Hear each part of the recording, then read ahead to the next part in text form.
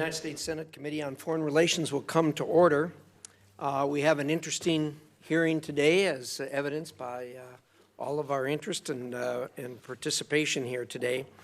And I'd like to say good afternoon to all, and thank you to our guests who are going to, I think, be very enlightening after the discussions I've had with them earlier today. And of course, the situation we have is quite fluid, and I'm sure they can help us get up to date, which is difficult as fast as this situation is moving. This hearing today is intended to assess the geopolitical and humanitarian impact of Turkey's cross-border attack on U.S. interests in the Middle East, determine how best to salvage U.S. interests moving forward, and evaluate the state of U.S.-Turkey relations. Before we talk about the current state of affairs in Syria, it's important to recall the path that brought us here. To begin, the Syrian civil war is a complex, multi-sided conflict that has drawn in Russia, Iran, the U.S., NATO allies, and other entities. Over the course of this 8-year-long conflict, Syria's brutal dictator, Bashar al-Assad, with the support of Russia and Iran, has relentlessly bombed towns and cities across Syria, resulting in over 500,000 deaths and leaving over 10 million people displaced. We are all aware of the many confirmed uses of chemical weapons by the Russian-backed Assad regime, adding to the humanitarian suffering and violations of international law. The Syrian, Russian, and Iranian regimes now hope to build upon the successful defeat of the self-declared Islamic Caliphate and expand their control over the northeast of Syria. These are the circumstances we find ourselves in today. Beginning in 2011, the Islamic State took full advantage of the chaos in Syria to gather its strength. The group's ascendance was accompanied with a nearly unprecedented level of cruelty. By 2014, ISIS had gathered enough strength to spill over the Syrian border into Iraq. ISIS captured huge swaths of territory and declared the formation of its so-called caliphate. The world watched as the Yazidis faced slaughter on Mount Sinjar. Iraqi soldiers were marched to mass graves in the Camp Speicher massacre. Women and children were sold into slavery. Execution videos made by ISIS were packaged as recruitment materials. After several false starts, the United States led a Syrian, Kurd, and Arab fighting force and a 91-nation coalition intent on defeating the caliphate. With a limited number of boots on the ground, U.S. and coalition air power, coupled with an effective Kurd-based ground force, forced the territorial defeat of ISIS. The heavy Kurdish involvement in the defeat of ISIS has come at great cost. Nearly 11,000 Syrian Kurds have been reported killed and many more wounded. That brings us to the present day. Turkey's relationship with the region's Kurdish population has been fraught for centuries, and particularly over the last 3 decades. U.S. support for Syrian Kurdish fighters in the war against ISIS created massive tensions in the U.S.-Turkey relationship. Turkey views the Syrian Kurds as an extension of the insurgency group known as the Kurdistan Workers' Party, or the PKK, which has fought an insurgency against Ankara for the past 3 decades. On and off violence has affected the citizens and country of Turkey for years, which is why the U.S. has worked for months to help address Turkey's security concerns. Let me be clear. Turkey's misguided invasion into northern Syria now threatens to unravel all the progress the U.S. and our partners have fought so hard to achieve. ISIS is defeated, but elements remain that could reconstitute and pose a threat to U.S. national security interests and those of our allies in the region. Our counterterrorism concerns emanating from Syria and the surrounding region remain very real. Continuing regional conflict and instability, coupled with opportunities to establish sanctuary space, creates conditions for ISIS revival with the potential to attack the U.S. homeland and our allies. Absent continued counterterrorism pressure, ISIS is likely to return, whether in Syria or elsewhere. Only through vigilance will we keep ourselves safe. Partnership with the Kurds will remain an important part of that strategy. Turkey has assured us they will continue to battle the Islamic State. To say the least, I remain skeptical of Turkey's counterterrorism guarantees. We have tread this ground before. We have offered Turkey the opportunity to combat ISIS and its affiliates. Turkey has promised to provide forces to combat ISIS, but Turkey has failed to follow through with those forces. Worse, sometimes the forces in question had questionable ties to jihadist or al-Qaeda-linked groups. The fact of the matter is that Turkey's primary concern is its decades-old struggle against PKK. Countering the ISIS falls much further down Turkey's list of priorities. In addition to sacrificing our gains against the ISIS, Turkey's actions threaten further instability and chaos in a country that has already suffered years of destruction and devastation.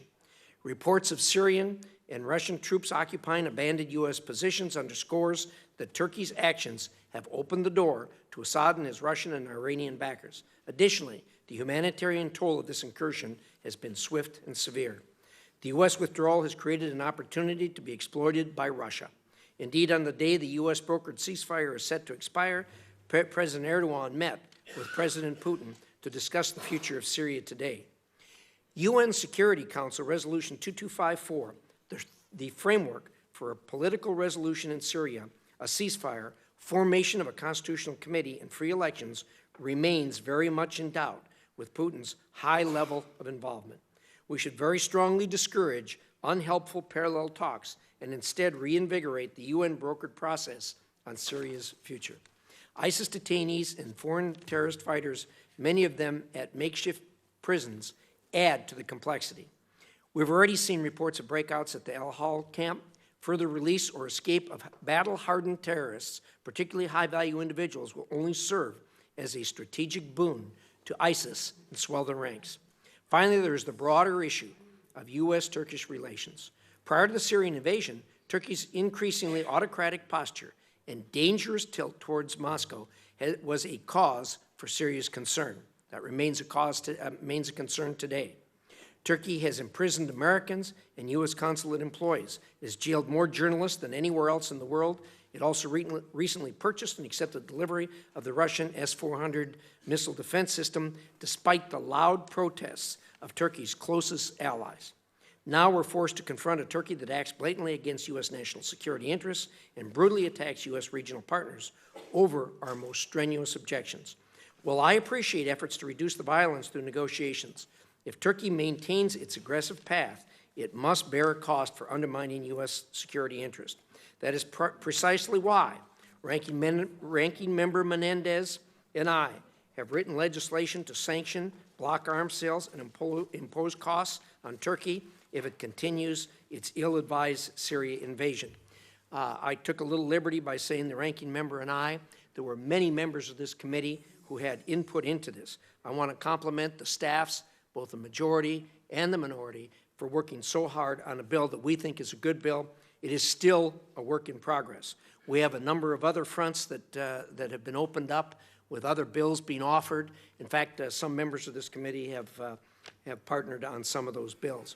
I would urge when these kinds of things happen that we try as best we can to act as a committee. We are much stronger when we are together. And I think that a bill that comes out of this committee with a real push from the vast majority of the committee, it would be very helpful.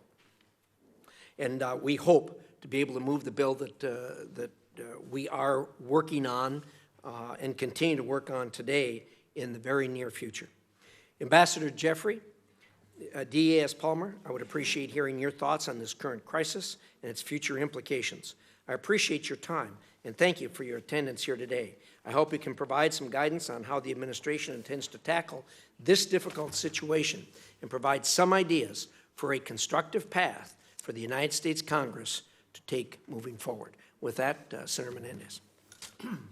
Thank you, Mr. Chairman. First of all, let me thank you for holding a hearing as quickly and as propitiously as this one. I think that the urgency of now, as it relates to Syria and our interests, cry out for a hearing like this, and I appreciate and applaud your quick response to it. I want to thank Ambassador Jeffrey and Deputy Secretary Palmer for coming before the committee. Ambassador, I understand you came out of retirement for this post, and I'm not going to suggest you need a mental check, but and I applaud your commitment to serving our country. I think it's incredibly important. Ambassador Jeffrey, we understand that you and Ambassador Satterfield and the rest of our diplomatic corps and military leaders on the ground had spent the past months doing the work of diligent diplomacy, balancing an increasingly belligerent NATO ally and a militia force in pursuit of defeating ISIS in Syria. However, your recent efforts, in my view, were hamstrung from the outset. Since December of last year, when President Trump made abundantly clear that he was more swayed by President Erdogan's manipulative threats and persuasions than advice from his own diplomatic and military corps. Indeed, the President's decisions over the past month are yet another betrayal of U.S. foreign policy to Russia, a betrayal of our Kurdish partners who fought and died alongside us in the battle against ISIS, who are now throwing in their lot with the Russian and Iranian-backed Syrian government, the regime that barrel-bombed and gassed its own citizens and uses ISIS as a political tool. A betrayal of our ally, Israel, as the current chaos further empowers Iran's pursuit of a land bridge from Tehran to the Mediterranean, and a gift to ISIS, which has been given the time and space to regroup, as well as thousands of civilians continuing to flee even under this so-called ceasefire. Everyone in the region is recalibrating their relationship with the United States. As thousands of Kurds who we once called partners pelt U.S. troops with rocks and potatoes, President Erdogan held a press conference with President Putin today in Sochi, where he said, "We will continue to make big steps with my dear friend, Mr. Putin, to provide the long-lasting peace and stability to Syria." The betrayal is fully in view in that press conference where Russia has agreed to join Turkey in cutting a swath of land for Turkey that ultimately, at the end of the day, is a cleansing of Kurds who have historically had these as part of where they have lived going back in time. As the pause in hostilities expires as we sit here, it's clear that the United States has been sidelined. Russia and the murderous Assad regime are calling the shots. We don't even have clarity about whether, where, and how many U.S. troops might remain. If there is any doubt before, Erdogan's intentions are clear: an ethnic cleansing mission in northeastern Syria at the expense of broader regional stability, including the fight against ISIS, and of partnership and cooperation with the United States and other NATO allies.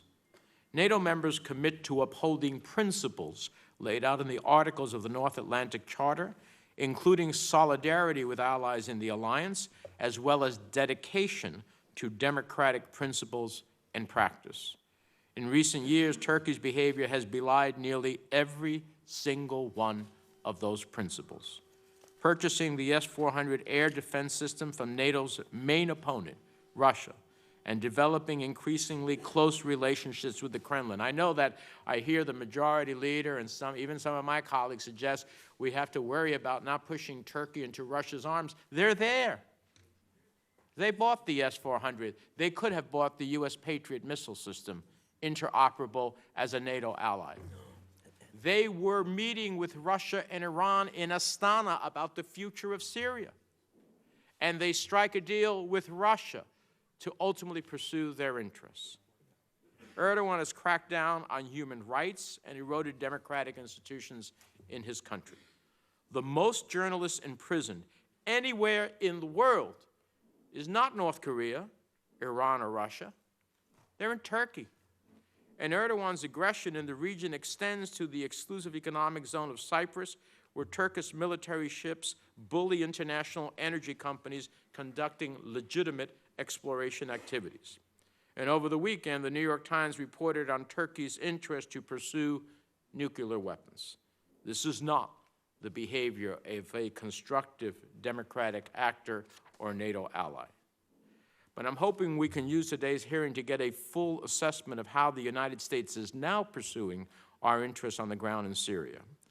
The President's effective abandonment of American interests in Syria, opening the door for Turkey's incursion into northeastern Syria, has unequivocally harmed American national security, potentially increased the threat of terrorism against the homeland and against Americans, and solidified Russian and Iranian political and military power across Syria and beyond.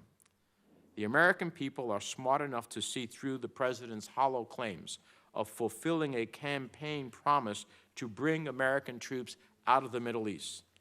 He simply moved most of the troops from Syria into Iraq, where reports today say that leadership in Iraq is saying they cannot stay there, and has also sent thousands more troops to Saudi Arabia over the past year.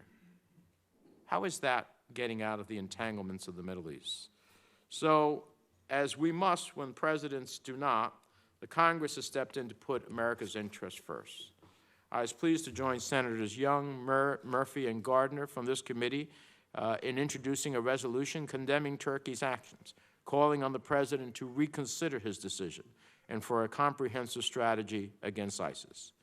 Moreover, as the Chairman has mentioned, we have worked on legislation to address not just Turkey's actions, but calling on the administration to submit a comprehensive review of our counter-ISIS strategy, humanitarian and stabilization assistance for Kurds in Syria, in areas liberated from ISIS, and accountability for crimes against humanity, as well as sanctions in Russia as well. So, Mr. Chairman, I look forward to this hearing, and I look forward to working with you to move this bill to the committee and to the floor. I think the fierce urgency of now continues to dictate that we move expeditiously. Thank you, Senator Menendez, and I couldn't agree with you more about the urgency of this and also the fact that we do need to work together, because it is very obvious that a once strong ally in Turkey and a fellow member of NATO has really gone in a very bad direction and wound up in a very bad place. So I think it's best if we all work together to do this, and there's good signs that there is a lot of involvement from most every member of this committee. Ambassador Jeffrey, thank you so much for joining us today. The Honorable James F. Jeffrey is the Special Representative for Syria Engagement and Special Envoy to the Global Coalition to Defeat ISIS. Ambassador Jeffrey is a senior American diplomat with a variety of experience, having served as the Deputy National Security Advisor from 2007 to 2008, as well as the United States Ambassador to Turkey from 2008 to 2010. Ambassador, I think you're about as well qualified as any person to sit in that seat and help us wrestle with what is a very difficult situation, and a situation that is much different than what you found it when you were dealing with Turkey. So with that, the floor is yours. Please enlighten us. Thank you, Mr. Chairman. Mr. Chairman, Mr. Ranking Member, members of this committee, it's an honor to be here. I have submitted a written statement for the record. What I would like to do is to summarize our views in the next few minutes and then answer your questions. As you have indicated, the focus of today's hearing is a tragic situation in northeast Syria, including the U.S.-Turkish agreement to bring about a ceasefire on the 17th of October, and the just announced a few hours ago Russian-Turkish agreement for a ceasefire in other parts of that northeastern strip.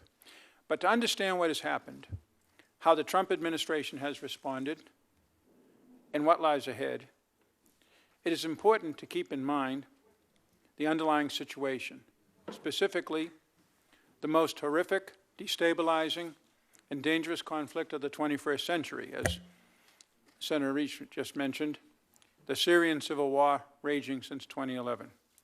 This devil's brew mixes together the three champions of Middle East disorder: a local despot, Assad, arguably worse than Saddam or Gaddafi, an ideological state on the march, Iran, and several variants of radical Islamic terror from ISIS to al-Nusra, and all exploited cynically by an outside power, Putin's Russia. Thus, all our actions in Syria are driven by our core objectives: defeating Islamic terror, restoring Syria to a civilized state, and ensuring the removal of all Iranian-commanded forces from that country. Some argue that these objectives are too ambitious, but frankly, we have no other choice than to pursue them in order to lead the world out of this crisis. Now, in dealing with today's situation in northeast Syria, Turkey is obviously the immediate heavy. It has acted unwisely and dangerously, as you have indicated, despite, as I'm ready to describe, warning after warning and incentive after incentive from this administration to choose differently, including a package of economic and security commitments and a visit to Washington. As a result, millions of vulnerable Syrians, our Syria Democratic Forces, SDF partners in the field in the northeast, Israel, Jordan, Iraq, and the Gulf, and in the end, Turkey itself, through this intervention are all made less secure, and ISIS is made more emboldened.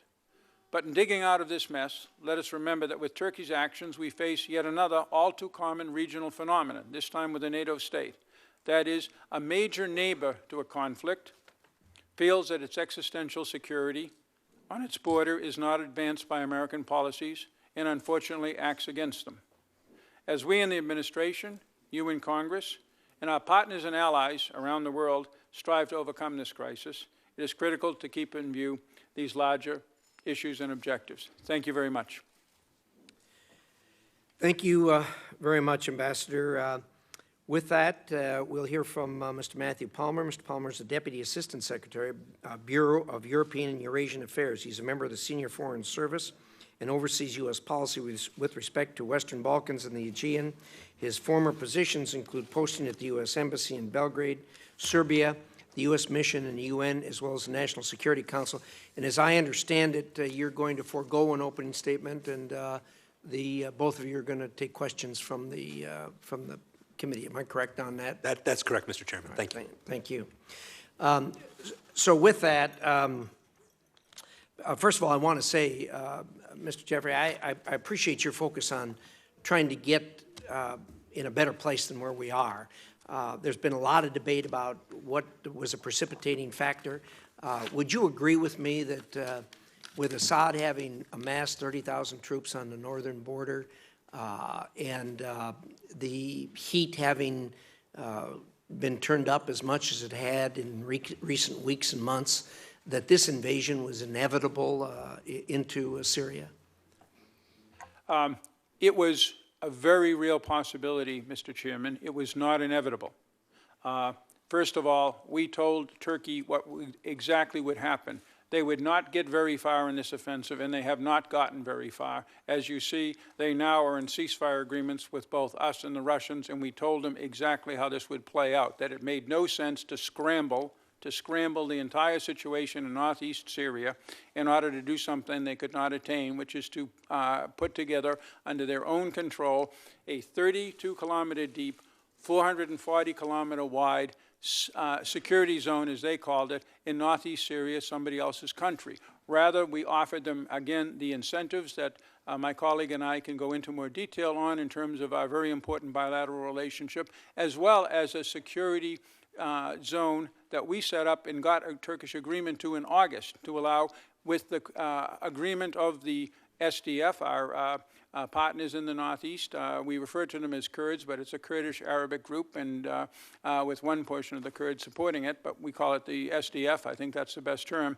With the SDF in agreement to allow patrolling of Turkish and American joint units down to 30 kilometers, and the withdrawal of the YPG, which is the more, if you will, PKK-oriented part of the SDF from the immediate area of the border. That was a deal that not only was on the table, that we were executing until Turkey decided in October to go for broke with this offensive, despite, as I said, warnings not to do this all the way up to President Trump.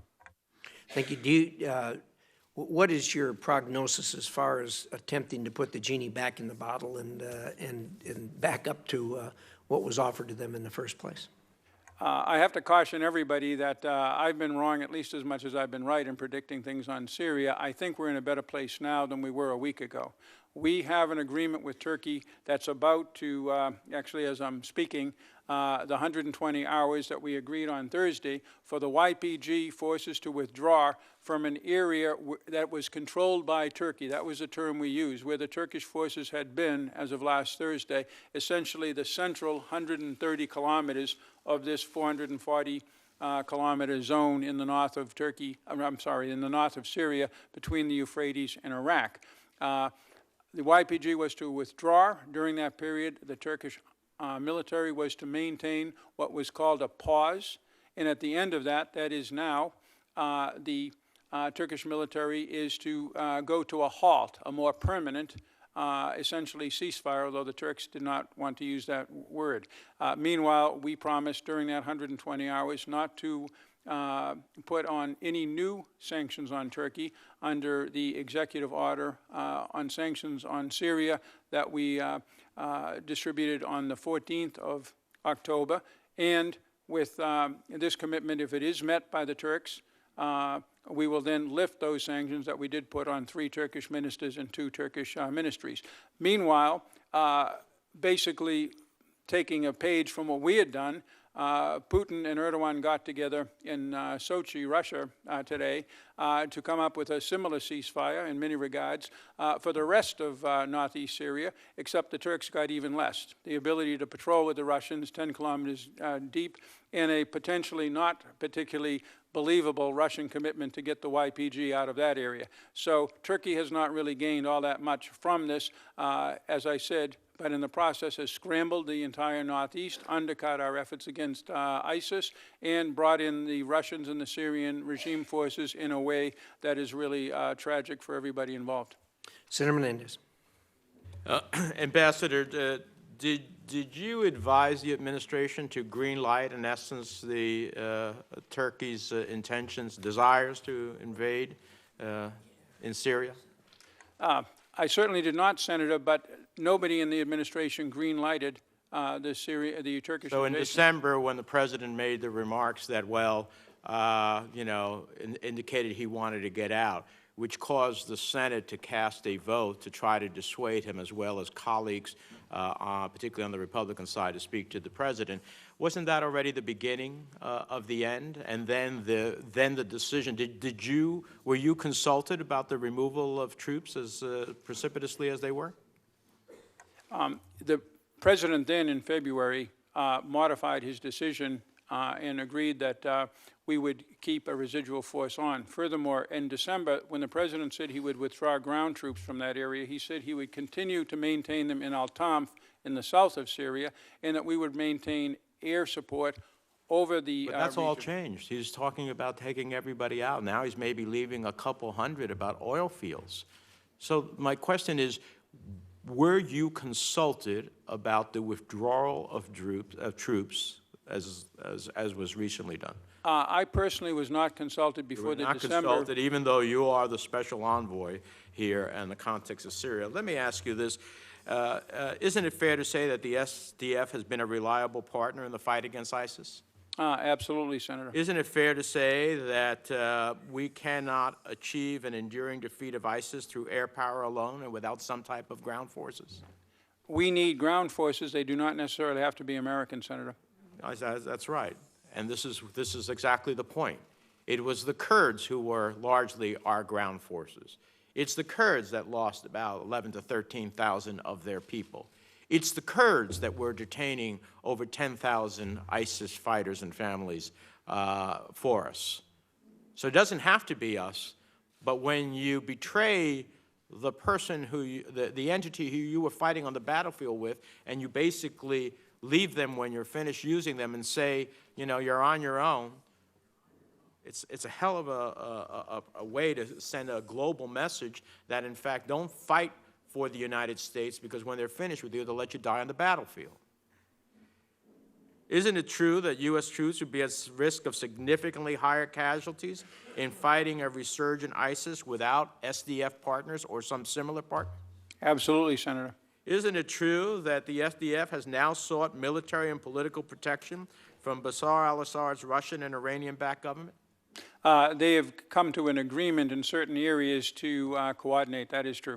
Isn't it true that we have a greater risk of creating a vacuum where Iran can ultimately position itself to build its long-sought land bridge to the Mediterranean, which is a threat to our ally, the State of Israel?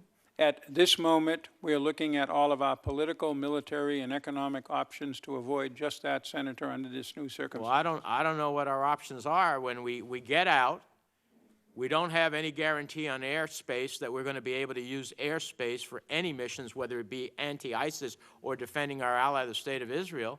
I don't know what guarantees we are. Isn't it fair to say that Iran is not an agent of Russia? Russia's not going to be able to tell Iran, thank you for fighting, get out now? You're absolutely right. Iran and Russia have divergent interests in Syria. Unfortunately, both of them are allied against our interests in supporting Assad's. Now, what is our counter in the midst of facing according to the Department of Defense Inspector General, that there are still 14,000 to 18,000 ISIS fighters, despite this conversation consistently about ending the caliphate. And these other 10,000 that are detained, which if the Kurds have to just defend themselves, they're not going to be busy detaining ISIS fighters. That's potentially a 30,000 hardened force if they reconfigure it together. What is our plan to defeat them and to end that threat? One, and it's, for the record, it's the SDF, which is about 50% Arab. It's the Arab-Kurdish coalition and the SDF that is still maintaining control over essentially all of those detainees, the 10,000 you mentioned, Senator. That's an accurate figure. The 14,000 to 18,000 are scattered in, if you look at the map, 3 areas. As you're looking at it, Iraq, particularly the Sunni Arab areas, the northeast that we're talking about today, and the rest of Syria, more or less under the control of either the Syrian government or the Turks in the northwest. In those Assad-controlled areas of Syria, ISIS is running amok without much control. We do some airstrikes into there, but it's not really an area we can have a whole lot of action on, other than to monitor it and, as I said, strike when we have a good target. In the northeast, that's the area that we're focused on. We're going to continue to work with the SDF. That's our plan. The SDF leader, Commander Mazloum, has committed to us that he wants to continue working with us, and that's what we're looking at, the options that I mentioned earlier right now urgently for. And in Iraq, we're continuing to work with the Iraqi government and with a coalition of some 20 or 30 nations from around the world to keep ISIS under control there. So that's the plan. Ambassador, I have a deep, deep respect for your service, and you're dealt a hand you're dealt with, and that's what you do as a career person. But let me just say, they're running amok under the Assad control area. We still have the expectation that the SDF, as they fight for their lives, is going to be fighting ISIS for us. It's an incredible expectation. And in Iraq, the forces that we are transferring out of Syria there, we're being told by the Iraqis they're not going to be able to stay. So I do not see a strategy or a plan that will make sure that the homeland is secure against a potential of a resurgence of ISIS that is a threat to the national interest and security of the United States. And I hope to see it, but I don't see it as of now, which is why we have asked, we think it's only fair that all members get a briefing from the Secretary of Defense, the Secretary of State, and the CIA director about the dynamics of this, and we can't seem to get a briefing. Something is wrong when we have such a major national security interest and members of the United States Senate, both Democrats and Republicans, cannot get a hearing. I hope you send the message back to the administration. That's not acceptable. Yes, sir. We're going to break here for a few minutes. There's 2 votes, and we'll vote on the end of the first one, which is now passed, and the beginning of the second one, and then we will reconvene due to the importance of this hearing and everyone wanting to get their thoughts in. So with that, the committee will be at ease.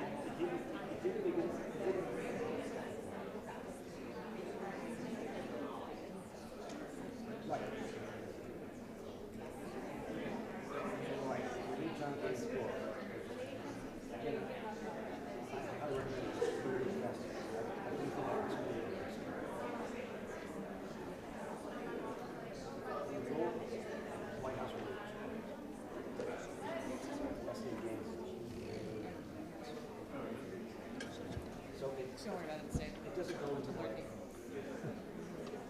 Thank you.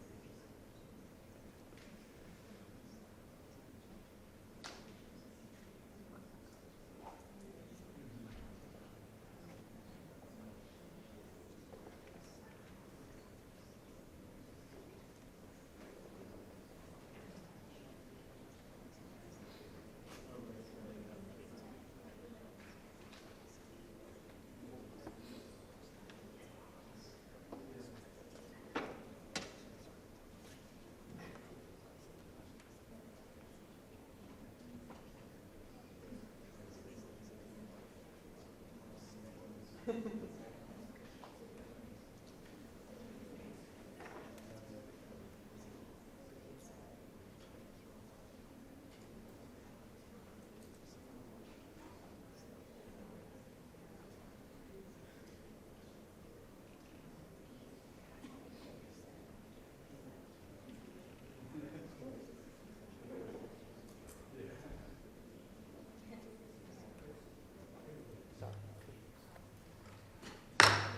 will come to order. Apologize for the delay, but that's what happens when you're trying to do walk and chew gum at the same time, which we can occasionally do and sometimes can't. We've got another vote going on, so but instead of breaking, I think what we'll do is rotate the chairs so that everybody can break. But in the meantime, Senator Romney, the floor is yours. I appreciate very much the testimony of those who are here today. Ambassador Jeffrey, your lifetime of service to our diplomatic efforts as well as our military is remarkable and greatly appreciated. We obviously get defined by events we might not have imagined, and this is one of those times for our country and, of course, for you as well. I'm going to ask a few questions briefly and then get to something in more substance, but just maybe some yes or no if possible. Were you on the phone call with President Erdogan along with our president? I was not, but I was very thoroughly briefed on it, Senator. And were you consulted before the decision was made to withdraw our troops? I was consulted on the framework of that call, the points that the President was going to make and such. The specific decision to withdraw troops has been a long-standing debate within the administration going back to early 2018. But were you advised about the decision to withdraw all of our troops following that Erdogan call? That specific decision I was not in advance. All right. Do you know when the Kurds were informed of our decision to withdraw our troops? Immediately thereafter, Senator. Thank you. Do you have a sense of how many Kurds have been killed since we withdrew our troops? Again, it's a mix. In fact, the area that we're talking about that the Turks went into is a largely Arab area. So I do it myself. I use a shorthand Kurds, but we're talking about the SDF and the YPG, which are mixed groups. But in that area, it is probably in the low hundreds of killed in the fighting up to the ceasefire on the Thursday. And does ISIS remain a terrorist threat? Absolutely. Yeah. As I read your written testimony, I was impressed that it's extraordinary in a number of ways. In that, as you describe, it's on the third page of your written testimony at the very bottom. You say the United States at every level has underlined our resolute opposition to this plan. This is the Turkish plan as a threat to our SDF partners, the fight against ISIS elements, and overall security in Syria. Turning the page, the next paragraph down, Erdogan, however, said that Turkey would soon move forward with its long-planned operation in northern Syria. And next paragraph, Turkey launched this operation despite our objections, undermining the de-ISIS campaign, risking endangering and displacing civilians, destroying critical civilian infrastructure, and threatening the security of the area. There is no discussion here of we wanted to end endless wars and this was the result of a long strategy of America to get out of the region. It was instead, based upon what you're saying here, Erdogan basically said, we're coming in, get out of the way. And America blinked. Am I reading that wrong? Largely correctly, Senator, with one very, very important exception. It isn't that we got out of the way because we were not militarily in the way. We had told Turkey we would oppose any such action diplomatically and through sanctions. President Trump was very open on that in his tweets, and Turkey had heard this at every level. Their leadership either didn't believe it or they thought that their existential security concerns overrode what we might do to them, and they went in despite a very carefully packaged set of incentives and sticks to get them to stay with the security agreement we had done in August with them. And suddenly, President Erdogan told President Trump he wasn't going to stick with it, and he was coming in. And so, but we withdrew our troops quite precipitously. You're saying that's unrelated to the fact that Erdogan was going to come in militarily? Absolutely. We had two outposts of about 12 men each on that whole area, but their purpose was basically to observe if there was any firing across the border. They were not a defense screen or anything else.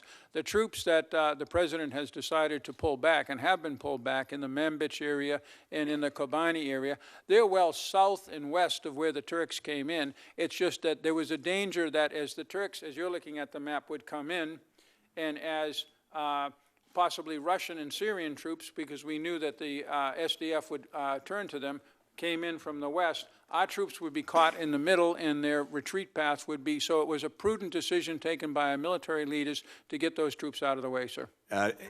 If one assumes that it was a good idea for us to withdraw troops from Syria, and I'm not one of those, but even if one were to assume that, and even if one, like myself, believes it's a good thing that we are apparently in a ceasefire setting, and hopefully we'll have a permanent one, would it not have been preferable and desirable for us to have negotiated a posture with Turkey and our Kurdish allies such that we did not have the casualties which have resulted from Turkey coming in a heavy way and bombing and killing our allies, which has given us a terrible black eye around the world and has led to unnecessary casualties? Why could this not have been negotiated? Well, again, we negotiated extensively with the Turks, including the security zone mechanism that we had in August that we were carrying out with them with our troops and their forces. We negotiated until the very moment that Erdogan's troops came in. The president wrote President Erdogan a letter. The president then followed up with a message to President Erdogan urging him not to act and pointing out that it was likely that this would simply produce the Russians and Syrians coming into the northeast, which is exactly what happened. So President Erdogan, again, looking at the Russian-Turkish agreement and looking at our agreement from last week, the YPG has pulled back but has not been really defeated or eliminated from the game. So one Turkish objective was not achieved, and Turkey has not gained much territory if that was their objective. And we told them all along that this would happen, and that if they did that, they would run into a great deal of trouble with us, thus the sanctions and the other steps we took against them 10 days ago now. I would only note, Mr. Chairman, that our president told President Erdogan that we would pulling out our troops. We did so, and they attacked within a matter of hours. And you say those are unrelated, but it would seem to me that there was a relationship. Mr. Chairman. Thank you, Senator Rowley. Senator Carter, are you ready? I'm ready. Senator Carter.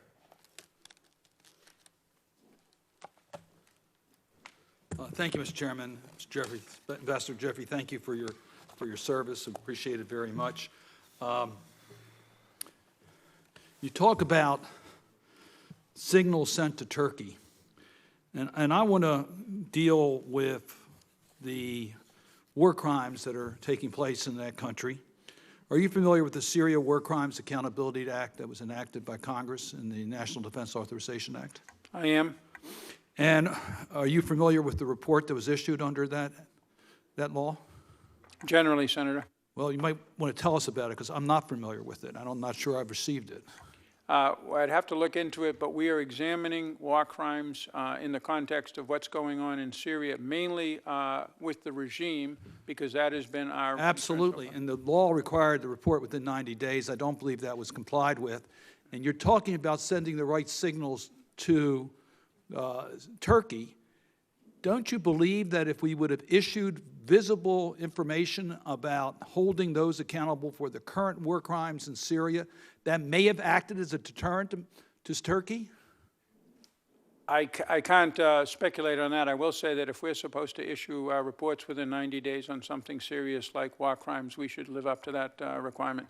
And are you familiar with the reports that have been issued by the United Nations and by other groups about expected war crimes have been committed by the Turkish forces in their invasion into northern Syria?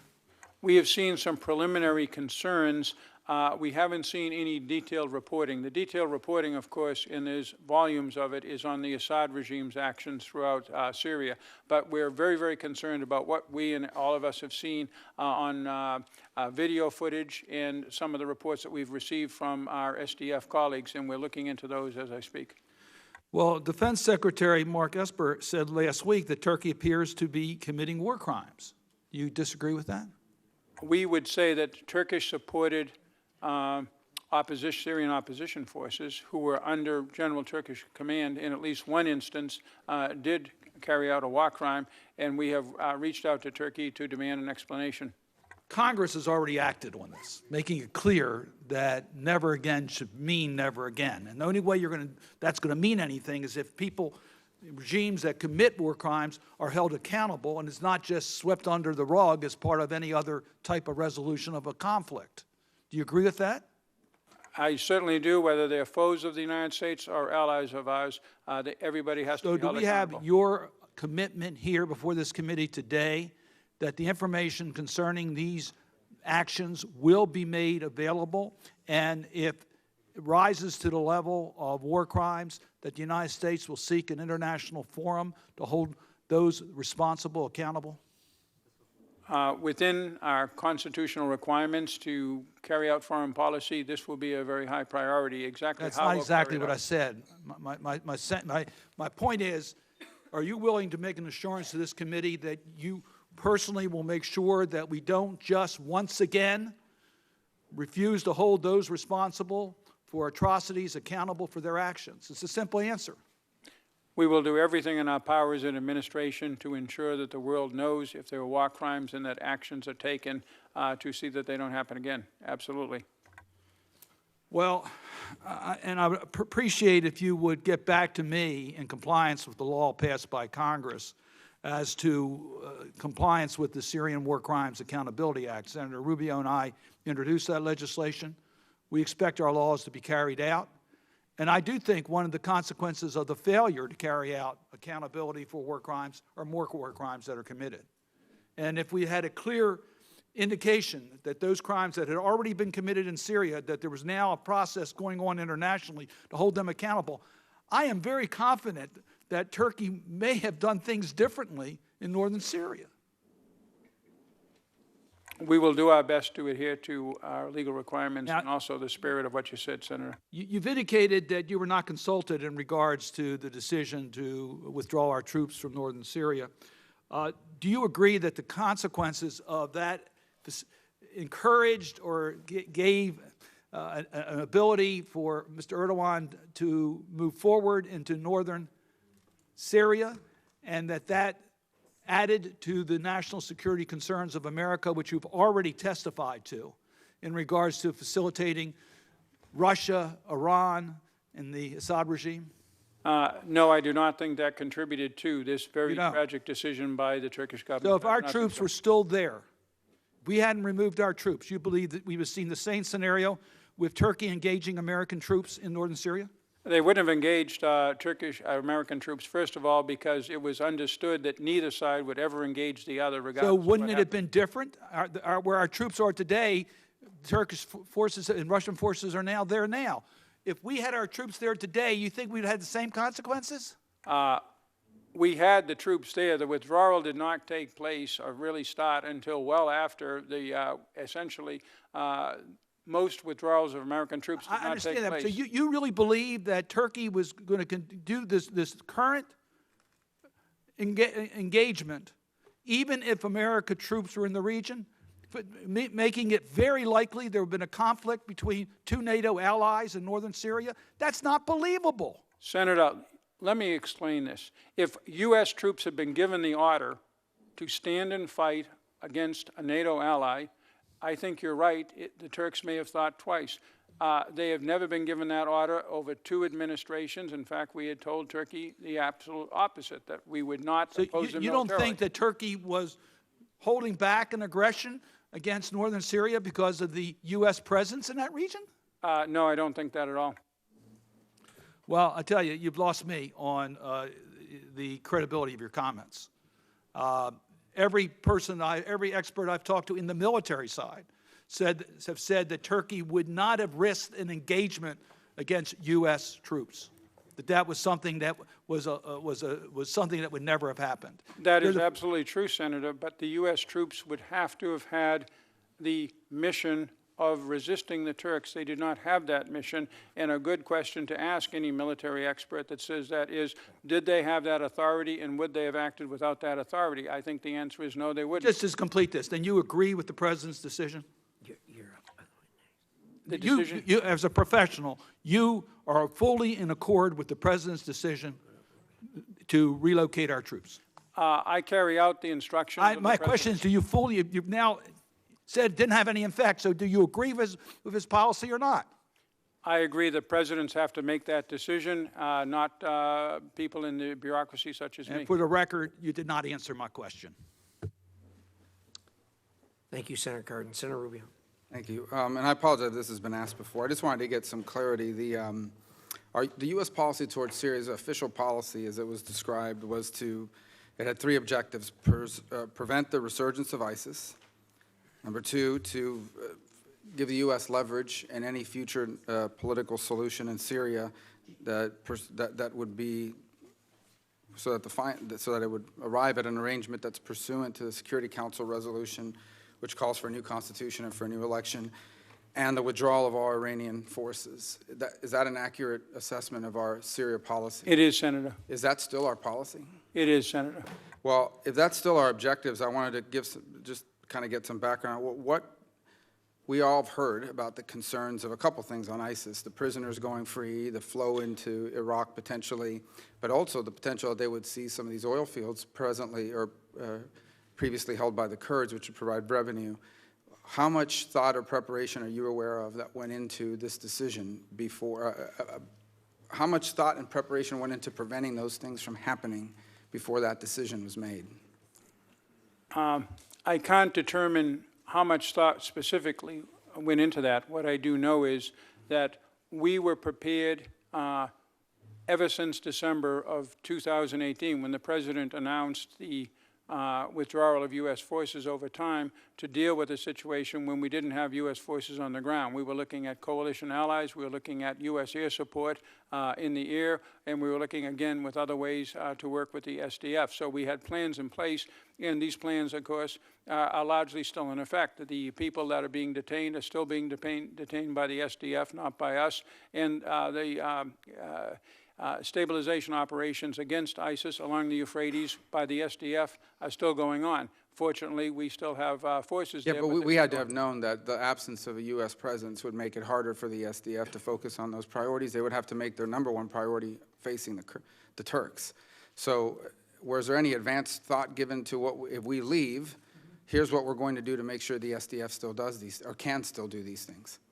Exactly. And what we realized was we had to work some kind of arrangement between Turkey and the SDF so that the SDF would not be, as you said, diverted from the fight against keeping ISIS suppressed, because ISIS as a state has been defeated since March, and sucking the forces up to stand off against the Turks. So that was part of our overall strategy. That's why we did the joint security mechanism with the Turks in August to get them to... But none of those plans are in effect any longer. No, but now we have a ceasefire that has replaced them. Well, the ceasefire expires here in a couple minutes, if not, I don't know what the time is over there, but... The ceasefire, under the terms of the agreement, we're verifying this now if both sides agree that it has been fully agreed, maintained, and we already have a letter from the commander of the SDF forces, Mazlum Kobani, that it has been adhered to. We're waiting for the Turkish. If so, then this ceasefire becomes, it isn't a ceasefire, it's now a pause, becomes a halt of Turkish military operations, so it's in effect a more permanent ceasefire. I do think so, yes. So, so you're saying you believe that if they withdraw from these areas, that the Kurdish forces will still be able to house these ISIS killers?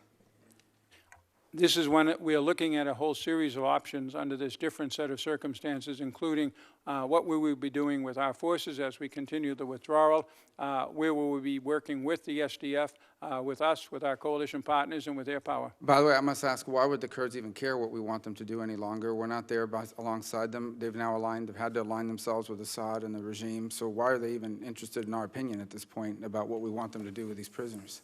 The Kurds never fought...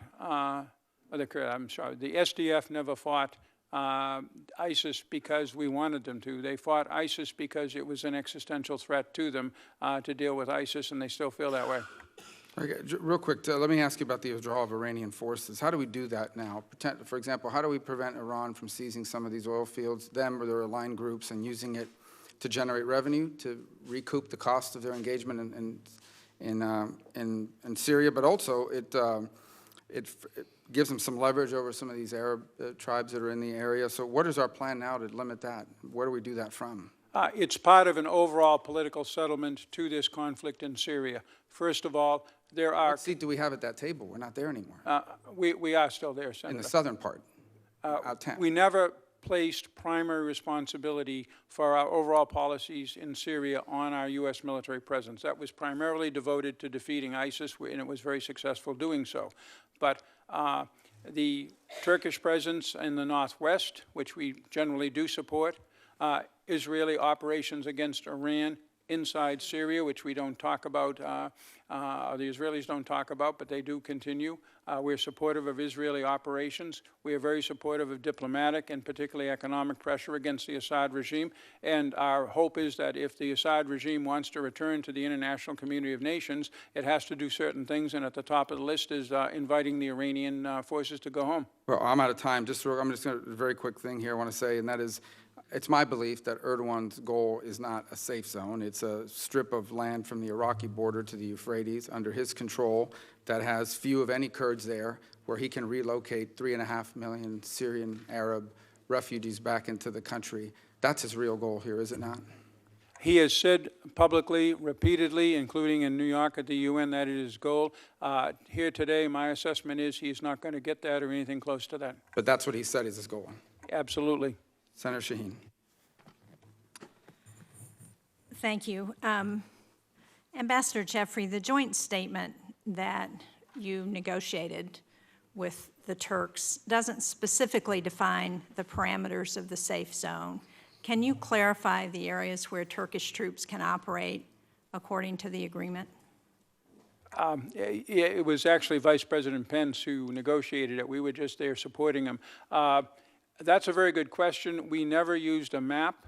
We basically used, at the time the thing went into effect, which was 2200, 10 o'clock at night, Ankara time, on the 17th of October. Wherever Turkish troops were is where this safe zone that we referred to existed. This sounds like a sloppy way to do things. It actually worked. The SDF/YPG forces knew what that region was because we had been in constant, I had personally been in constant contact with them throughout the negotiation. The Turks knew where their forces were, and that's exactly what we have seen. It has worked because we didn't get specific, because we did not want to challenge various Turkish interpretations of what a safe zone should be like. What we wanted to focus on was where the Turkish forces were and where the YPG forces were in that area. They have all withdrawn, as reported to us. And the Turkish forces, with some minor changes, have not moved from that area. So it has worked. But it basically is essentially, when we did the security mechanism in August, we established a central block in northeast Syria along the Turkish border of about 130 kilometers. I understand that. I'm sorry to interrupt, but I'm running out of time here. You're using the terms YPG and SDF interchangeably, and you said that the YPG have withdrawn from that zone. Is it true that all of SDF forces have withdrawn from that zone? That was the decision of the SDF commander, yes. And he said that they have all withdrawn? He has, in writing. Because we had a meeting last night with the head of the Syrian Democratic Council who did not reaffirm that. She suggested that they have not withdrawn from that safe zone. One, we have a written letter to the Vice President from Mazloum Kobani saying that. Two, on the ground, we believe that that's the case. We're asking the Turks urgently if they have spotted anybody in that zone that they can point out to us. But yeah, I think that that commitment was, and it was for all armed personnel. He did not distinguish, and I think that was a good decision between the YPG, which is a Kurdish offshoot of the PKK. Right, no, I understand. That joint statement also said that Turkey and the United States are committed to ISIS and Daesh activities in northeast Syria, including coordination on detention facilities. Exactly what did the Turks commit to in terms of securing ISIS detention facilities and camps in northeast Syria? We began talks with them in January 2018 after the president announced the withdrawal in December. And the Turks showed some interest and some staff work concerning detention facilities in that up to 30-kilometer deep zone. There are very few detention facilities right now in the area where the Turks are, so at the moment the question is pretty moot. But they did in fact shell 2 prisons, Ayanisa and Maruk, that the the Syrian Democratic Forces had to flee from to escape the shelling. Is that correct? And detainees were able to escape from those 2 facilities? I'll check. Ayanisa, I think, was a displaced persons camp for people who were basically associated with ISIS, so they weren't technically detainees, but we'll check. But that is true. A few people did escape. And so how exactly will Turkey prevent an ISIS resurgence? And again, what have they committed to do to continue to fight ISIS? In the area where Turkey is, and in fact in the entire area along the Turkish border, 30 kilometers deep, there's very little ISIS presence. The ISIS presence in the past several years has been along the Euphrates, far to the south, and in the Manbij area west of the Euphrates. Turkey has a fairly good record of fighting ISIS in northwest Syria, particularly in the Al-Bab area in 2016. And I'm sure that if ISIS showed up, Turkey would take it on as well, because it has been repeatedly attacked by ISIS inside Turkey. And we'll coordinate with them, as we have in the past with them, on information concerning ISIS and operations that they do or we do. We're used to doing that. But again, ISIS is not a major issue in the Northeast in that part of the Northeast at present. Well, I appreciate that. It's not a major issue because with the SDF and our support, we've driven them out. Exactly. Of Syria. But does that suggest that Turkey is not going to move into Manbij? Turkey is not going to move into Manbij, according to the agreement that we just saw with the Russians. Russia has moved into Manbij, is that correct? Syrian forces and some Russian advisors are in Manbij right now, and judging from this agreement, they have no intention of letting Turkey back in. Not back in, but into it. And a final question. Can you speak to how Iran has been empowered by our decision to move out of Syria? Iran is under extraordinarily tough economic sanctions. It is under pressure from Israel, supported by us and other allies throughout the region. I don't see it being empowered particularly. The one area that Iran is interested in is the American forces in the south along the main east-west highway from Tehran to Beirut at Al-Tamf, and President Trump has decided we will not pull out of there. I don't think Iran is particularly empowered by this. So you don't think that our moving out and allowing Russia and Iran and Assad to decide the future fate of Syria helps to empower Iran in the Middle East? We haven't decided on anybody other than the Syrian people under the relevant UN resolutions to decide the fate of Syria, and we certainly haven't handed it off to these guys. We may not have, but we're not there anymore, and Russia and Iran are there, and so is Assad. So I think it's... Again, the U.S. Air Force is very much there right now, and we'll see that's now something that the Department of Defense and the White House are looking at. Our military forces are still in Al-Tamf and plan on being there. But honestly, I'm a diplomat. This is a Senate Foreign Relations Committee. The only tool,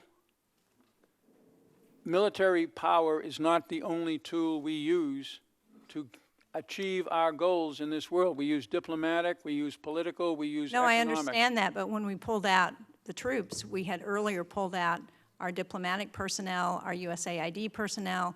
We had stopped, this administration had stopped the stabilization funding that Congress appropriated last year so that it didn't go into Syria. And so the other tools that we have to support a solution in Syria have also been taken away.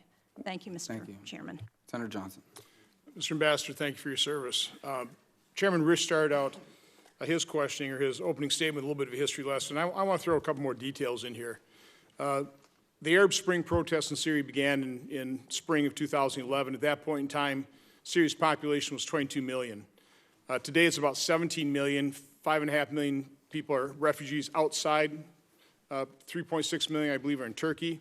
You have about 6 million Syrians displaced within Syria. So you got half the population out of their homes, and it's a mess.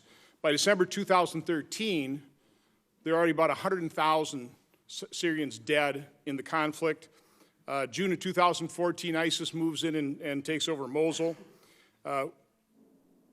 Aleppo finally falls in July of 2016. After all the barrel bombing, by the time this administration took office, there were 400,000 to 500,000 people already killed in Syria. Iran, Russia, Assad pretty well won the war. The Kurds obviously joined us in defeating ISIS because they were able to take over about a third of Syrian territory, correct? Mainly, as I said, because they had an existential threat from ISIS, but in the process, they took over about a third of Syria. One of my questions, we talk about leverage. Now, we don't have leverage. What leverage did we have, let's say, January 2017, after Aleppo already fell, and Iran, Russia, and Assad were already pretty much in control of two-thirds of Syria? First of all, we had the leverage of a totally broken state, which is what we still have today. Your statistics are absolutely right, Senator. About half the population of Syria is not under Assad's control. Much of the area of Syria is not under Assad's control.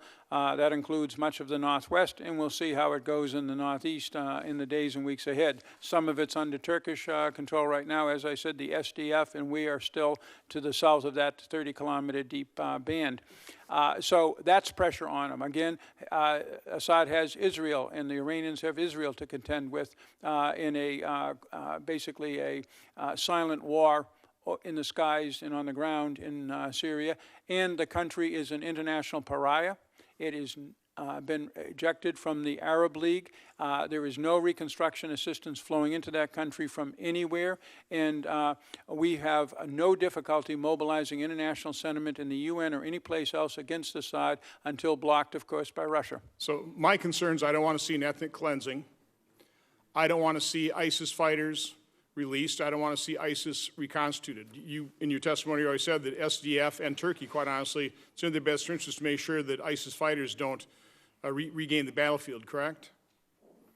Both Turkey and SDF have fought against ISIS, and in certain areas, particularly in the case of Turkey, effectively, SDF has always been effective. If they're not forced to face off against each other, we can rely on both of them against ISIS. Where did the 3.6 million refugees from Syria residing in Turkey now, where did they come from? They came mainly from the Arab areas. There's about 300,000 Kurds who fled because they're politically not aligned with the essentially pro-PKK sentiments of the PYD, which is a political wing of the YPG, the military force. So, but most of them came from the Arab areas, the Aleppo area in particular, all the way down to the Jordanian border. They fled across into Turkey. So the SDF and the Kurds, are they just primarily protecting the region of Syria that they always occupied? Or have they moved into Sunni areas that the Sunnis, if they ever could return as, from refugee status into Syria, you're going to have dispute in terms of who owns what? The YPG, which was the Kurdish militia that we joined up with, as I said, that has the ties to the PKK, as it spread out into Arab areas with our encouragement in the fight against ISIS down along the Euphrates into Manbij, renamed itself in 2017 SDF, Syrian Democratic Forces, to reflect the fact that it is now an Arab as well as Kurdish force. Yeah, I mean, their motivation was to take out ISIS. In the process, they wound up with a lot of territory, which is not uncommon in war. Precisely, but is that going to be a festering problem when we, hopefully at some point in time stabilize Syria? Now you got, 5.5 million refugees trying to return to Syria. Some are going to be basically squatting in their homes. That was haven't been destroyed. That was on our top 10 list of festering problems. The idea that we had a largely Kurdish-led force over a pretty significant Arab population, but it wasn't one of our top 5 festering problems. One of the things I was concerned about is, are we going to maintain a no-fly zone in effect? According to your testimony, it sounds like we're willing to do that. Is that true? We are doing that at the moment. We still control, as they say on military terminology, the airspace, at least over where our forces are, which is much of the Northeast. How the thinking is in the Pentagon and what we're going to do in the days ahead, I'm not fully abreast of, but when they have sifted out their options, they'll share them with us. Well, I would certainly encourage the administration to maintain that no-fly zone. I think that'd be one of the ways we could prevent ethnic cleansing and further slaughter. Thanks. Understand. Thank you, Ambassador. Senator Coons. I'd like to thank Chairman Risch and Ranking Member Menendez for convening this important hearing, and I'd like to thank both of you for your service. No one wants to see American troops continuing to serve and to fight in the Middle East and Southwest Asia indefinitely, but President Trump's abrupt, premature, and ill-considered withdrawal and utter lack of a strategy for the path forward in Syria, I think will prove to be both a tactical and strategic blunder, and I think his abandonment of the Kurds will long stand as a stain on America's reputation. I'm principally concerned, Ambassador Jeffrey, if I can, initially in asking you about ISIS, because one of my core concerns is not only have we ceded territory and control to Assad's forces, supported by Russia, to Iran and Iranian irregulars, but we also may have breathed new life into ISIS. I was struck that in your prepared testimony, you said, and I quote, U.S. strategic objectives and national security interests in Syria remain the enduring defeat of ISIS, the reduction and expulsion of Iranian malign influence, and the resolution of the Syrian civil war on terms favorable to the United States. On all three of those vectors, I think this decision makes us worse off. Let me first ask about ISIS. Do we know how many hardened ISIS fighters escaped detention? We don't have hard numbers, but it was very few so far, but that could change, but for the moment, very few. Is few dozens or hundreds? I would say dozens at this point. There were press reports that put it in the hundreds. Do we have any idea how those escaped ISIS fighters will be tracked, accounted for, and recaptured? At the moment, we don't. How secure are the how many ISIS fighters do you believe are still in detention in a detention facility that is managed either by Kurdish fighters or otherwise? Essentially, the numbers we had before, Senator, about 10,000. About 10,000. So how secure are those ISIS fighters? As long as the situation remains relatively stable, and we think we've returned it to something like stability, would you we're describe pretty this confident. as a stable situation? Since Thursday, when we got a ceasefire, yes. So what confidence do you have that those 10,000 ISIS fighters are secure and are being appropriately monitored, even as the SDF is in full retreat, the United States is largely retreating, and a combination of Turkish, Russian, and Syrian forces are flooding into an ill-defined area? Once again, throughout the vast majority of northeast Syria, SDF forces are in control of the terrain and the detention centers that are located. Most of them are below the 32-kilometer east-west highway. With this new Russian agreement, there may be some detention facilities in that area, and as they're calling for, the Russians are claiming that they will facilitate trying to get the YPG elements out. We'll have to see how that goes on. But for the moment, these detention facilities are being maintained. We have commitments by the SDF, and we've learned to have faith in their commitments. Should the SDF have faith in our commitments? We gave them a commitment that we would do everything in our power to forestall any Turkish incursion into northeast Syria. We did not succeed in that, obviously. What we did succeed in doing is very quickly bringing it to a halt by the negotiations we did and the ceasefire achieved on the 17th of October. With the press reports today that Kurdish civilians are pelting our departing troops with rocks and food suggest that we've won over their enduring trust? That was in Comishli. I would have to see whether those were still, I mean, the troops were withdrawing because this is our priority from that area, which is far to the west. Whether those were Kurdish children or those were Arab children, and whether the regime is also there, we would have to look into whose idea that was. That's the only place I've ever seen stones and fruit thrown at our soldiers anywhere in the northeast. And again, as that is an area that the Assad regime has forces in, we need to look into that in more detail. Well, Ambassador, there's fairly broad reporting that American troops who served alongside our Kurdish partners, that military leaders, that intelligence community leaders, and that the leaders of the Syrian Democratic Forces, the Kurds themselves, have all agreed that this was a tragic mistake, that this was a betrayal of the trust that they put in us. I'll close by asking what you see as the future of NATO's role in Turkey and the United States-Turkish relationship. In a previous exchange with another senator, the way I heard you characterize it was essentially our president got rolled by an aggressive President Erdogan who said, I've got my troops on the border, I'm ready to go, and after months of our asserting they shouldn't do it, they simply went ahead and did that. This is supposed to be our NATO ally. What do you see as the future of our alliance with Turkey? We need to have some serious conversations with Turkey over this, but the president didn't get rolled per se. As soon as the Turks came in, the president enacted a very, very Speedy strong... withdrawal? Pardon? He enacted a prompt and speedy withdrawal? No, a prompt and speedy set of sanctions against Turkey, followed up by even stronger ones from the U.S. Congress, and pulled from the table various, if you will, incentives for Turkey to behave better, and set into motion the diplomacy that led very quickly to a ceasefire. Well, given what I think is the unreliable, undisciplined, and inappropriate actions by our president in abandoning our Kurdish allies, I'm grateful that the majority, the chairman and the minority leader of this committee have joined in introducing legislation, which I hope to join. Whether it is that bill or other bills, I think we in Congress need to demonstrate our ability to advance sanctions legislation that may endure beyond the next tweet or phone call. Thank you, Ambassador. Senator Portman. Thank you, Chairman. First, thank you for your service. Jim Jeffrey, you've been a stalwart on foreign policy issues, including trying to figure out the most complex and volatile part of the world. It's not easy. It's a messy situation, no question about it. I see it pretty simply, which is that we had a small number of troops there, mostly special operators, who were keeping the peace.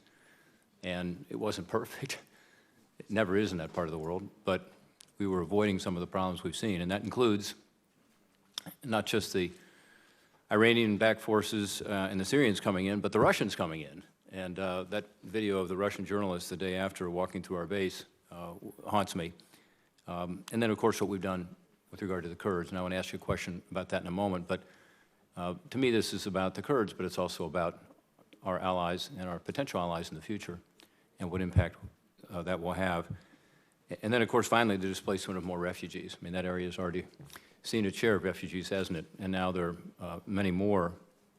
And then, I guess, finally, ISIS. And you said that you think only dozens of ISIS fighters have been released. I've heard larger numbers, but the point is we have unfortunately found ourselves in a situation where, because of the unsettled nature now of that buffer region, much of what the Kurds were doing to restrain the ISIS fighters and family members and so on has now been disrupted. I guess I won't ask you to agree or disagree with me on that assessment because I don't want to put you on the spot. You've been an able reporter here on what you think is happening. You avoided expressing your own personal views, but those are mine. On the issue of what does this do to us going forward, I think about Iraq and I think about the role that the KRG has played in supporting our efforts there. You know, ever since '91, we've relied on the Kurds, haven't we? And you know, what's this going to do with regard to our relationship to the Kurds more broadly, particularly in Iraq, and to those communities, those Arab and Kurd communities in that part of Iraq and in the parts of Syria, northeastern Syria? What will our withdrawal and our actions here do to affect our relationship with those forces, and can we continue to work with them? That may be a good analogy, Senator. As you know, our partners for many years, the PUK and the KDP, Kurdish parties in northern Iraq, decided to have a independence referendum without properly consulting us or getting our views. Well, they got our views. We thought this was a big mistake.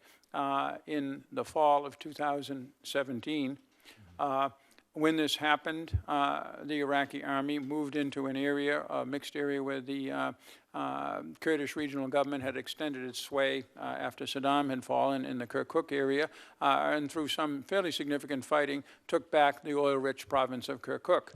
That was a huge blow to the Kurds. They felt that we had abandoned them. Our argument was, we never promised you a military guarantee for that area. Rather, we tried to work out, and I was involved in that, as well as people right here with me today, trying to do oil deals and other things between the Kurds in the north and the central government in Baghdad. Again, we did not succeed in stopping a conflict from occurring. We did succeed very quickly in bringing that conflict to a halt and then bringing the two sides together. So I would say that's an example of how, not using military force, but using diplomacy and economic and energy tools, we can keep a relationship with the Kurds. I know Masoud Barzani very well. We have a good relationship with him today. I hope you're right. I don't mean to cut you off, but I hope you're right. But I can't imagine there's not an impact here on the Kurds more broadly, and to other allies, as I've said, around the world, and future allies who we'd want to turn to. You've used the word incentives a lot today to talk about what was on the table previously. And I don't know if you feel that you're able to talk about those discussions with Turkey, but I had always hoped that part of the way we could resolve the problems with regard to Turkey and the Kurds was through commercial activity, specifically trade, and their interest in a trade agreement.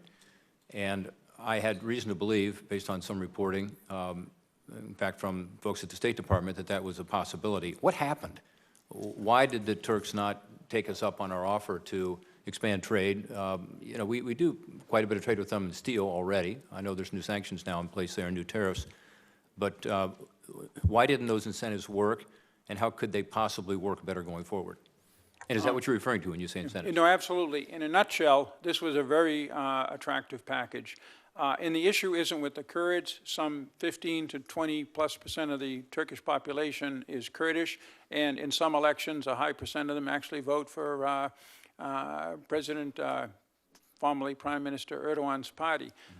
It's all about what the Turks see as a terrorist organization, the PKK, and the offshoot of that in Syria, the Syrian wing of that, if you will, the YPG, which became, for very good reasons that I agreed with at the time and agree with today, our ally against ISIS. They were the only people who could fight effectively against ISIS at the time. And as part of the deal with us, they agreed not to take any actions against Turkey, and they have lived up to that agreement. But they were still seen as a latent threat on Turkey's border, just like Israel sees Hezbollah as a latent threat on its border, even though there's only been one incident, it was very recent, since 2006 with Hezbollah on Israel's border. So that's the point I made in my oral testimony, that major states in a region neighboring an area where we have forces have their own vote in any conflict, and they will look to their existential concerns. We think they made the wrong assessment. We think that they could have eventually had a better relationship with this wing of the PKK. In fact, they'd been in negotiations or discussions with them up until 2015 in Ankara. We wanted to see if they could get back to that level. Thus, we did this joint patrolling with the Turks inside Syria in these YPG areas. With the YPG pulling back, they were basically the silent third partner. We had a deal going. In October, President Erdogan, or the Turkish government, in a sense, decided we're not going to go with this anymore. We don't care about the incentives. We want to go in and deal with this problem. We're looking into, of course, why they decided to do that. We think it was a big mistake, and they're, as I said earlier, they are not more secure today. We're not more secure today. Nobody is more secure today because of that action. And none of the incentives were implemented. Sir? And none of the incentives were implemented. None of the In other words, incentives there was now, no upside. they're in play. That we'll have to see how our relations with Turkey continue on. I think we have the fellow who has the enviable job of, I have the enviable job of Syria, he has the enviable job of Turkey.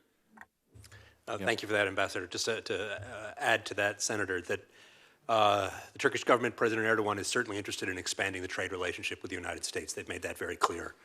We've had talks with the Turks about enhancing, building on the trade relationship, targeting $100 billion a year in annual trade. That's a very ambitious target, but there were conversations in play about how it is that we might approach that target. At the end of the day, as we would look at it, Turkey, although it was very interested in this package, also felt that what was going on in northeast Syria represented a significant security threat and made a decision that was a security decision rather than an economic commercial decision. But we do look forward to the opportunity to restore sufficient measure of balance to the U.S.-Turkey relationship that we can go back to discussions about the mechanisms through which we could expand and strengthen the trade and commercial relationship. I'd like to think that's on the table to try to resolve this issue. Thank you, Mr. Chairman. Thank you, Senator. Senator Udall.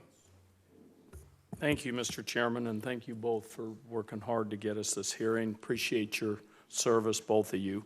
I want to be upfront. I had major concerns with our Syrian deployment when it began under the prior administration, and I opposed the decision to arm the Kurds and other groups in Syria. For one, this deployment in action was not authorized by Congress. I voted for the 2001 authorization and never dreamed it would be used to justify U.S. forces deployed in the middle of a Syrian civil war 18 years later. In addition, this deployment carried obvious risk of entangling us in a situation where there would never be a good way to get out. It was never in U.S. interest to invade en masse and resolve the Syrian civil war. The Turkish concerns with Kurdish militants using Syria to launch terrorist attacks against them was not going to go away. So the problem we face today was foreseeable. What was not foreseeable was the strange and sudden way this withdrawal was carried out. Our troops had to withdraw very quickly, placing them at increased risk to enemy or even inadvertent friendly fire as they departed. Now the Russians are broadcasting propaganda from our former bases. The president had a year to work out the details of this withdrawal, but instead his hasty order put our troops at risk and strained both the relationship with our partners in the region and our ally Turkey. Instead of a well-executed end of operations in Syria, we are now guessing what the president will decide on any given day and what his actual motivations are, while crossing our fingers that he has been adequately briefed by policy experts like yourself. In this context, it's appropriate to remember that President Erdogan attended the ribbon cutting for Trump Towers project in Istanbul in 2015. The Trump family reportedly received several $million per year in licensing fees for these two buildings. But we do not know for sure because the president refuses to reveal his financial information. President Erdogan has threatened the president's financial interests in Istanbul before. In 2016, when then candidate Trump was calling for a ban on Muslim immigration to America, the Wall Street Journal quoted President Erdogan as saying, and I quote here, they put that brand on this building and it must be swiftly taken down, end quote. Does it concern you that the President of the United States has an active business interest in Turkey at the same time that our nation, including you, are engaged in very high-stake, tense diplomatic engagement, and the President of Turkey has already threatened that business interest at least once that we know of? I'm comfortable with my role working on Syria, Senator. I'll just leave it at that. You don't want to answer the question then? No, but I note that we do have the officer responsible for Turkish affairs here. Mr. Palmer, please. The issues that you raised, Senator, have never been part of any conversation with Turkish officials of which I've been a part. And has anyone ever discussed the Trump Organization's business interests in Turkey with either one of you? Not with me, Senator, no. Never. Ambassador Jeffrey, you have written in the past that the United States and Turkey need each other, and I believe we need to return to a dialogue that addresses the rift that occurred as both countries got pulled into conflict in Syria. How do we repair that rift, and will sanctions against Turkey, in your opinion, lead to a solution or continue to increase that rift? And will sanctions on Turkey help or hurt the U.S. effort to counter Russian and Chinese interests in the Middle East and Europe, as well as Iranian ones? Having just spent, the weekend before last, night and day, again with people here with me, imposing a set of sanctions on Turkey, I am not against sanctioning Turkey. We sanction Turkey because of its actions against our better judgment in going into Syria 2 weeks ago. But we do believe that sanctions are a blunt instrument, and the best way to use them is to effect changes in behavior. It is my belief, and I was there in the negotiations with Vice President Pence, that the potential additional sanctions to be levied almost immediately, and in particular the sanctions that were being prepared in Congress, were a major factor on the achievement of a ceasefire by another name the day after the entire Turkish leadership and press comments had said there would be no ceasefire. Well, then there was a ceasefire. That's a good example of what you can do with sanctions. But sanctions, as they're being levied, also, if behavior changes, as we think we see today, have to be lifted. That's how I see sanctions being used, Senator. Mr. Palmer, do you have anything to add? No, Senator, I agree absolutely with what Ambassador Jeffrey has said. Sanctions are an important tool in the arsenal. The more flexible that they can be and the easier it is to put them in place and then remove them, the better it is as a tool for us to use in influencing behavior. The goal of sanctions should be to affect the behavior of the target state. Thank you, Mr. Chairman.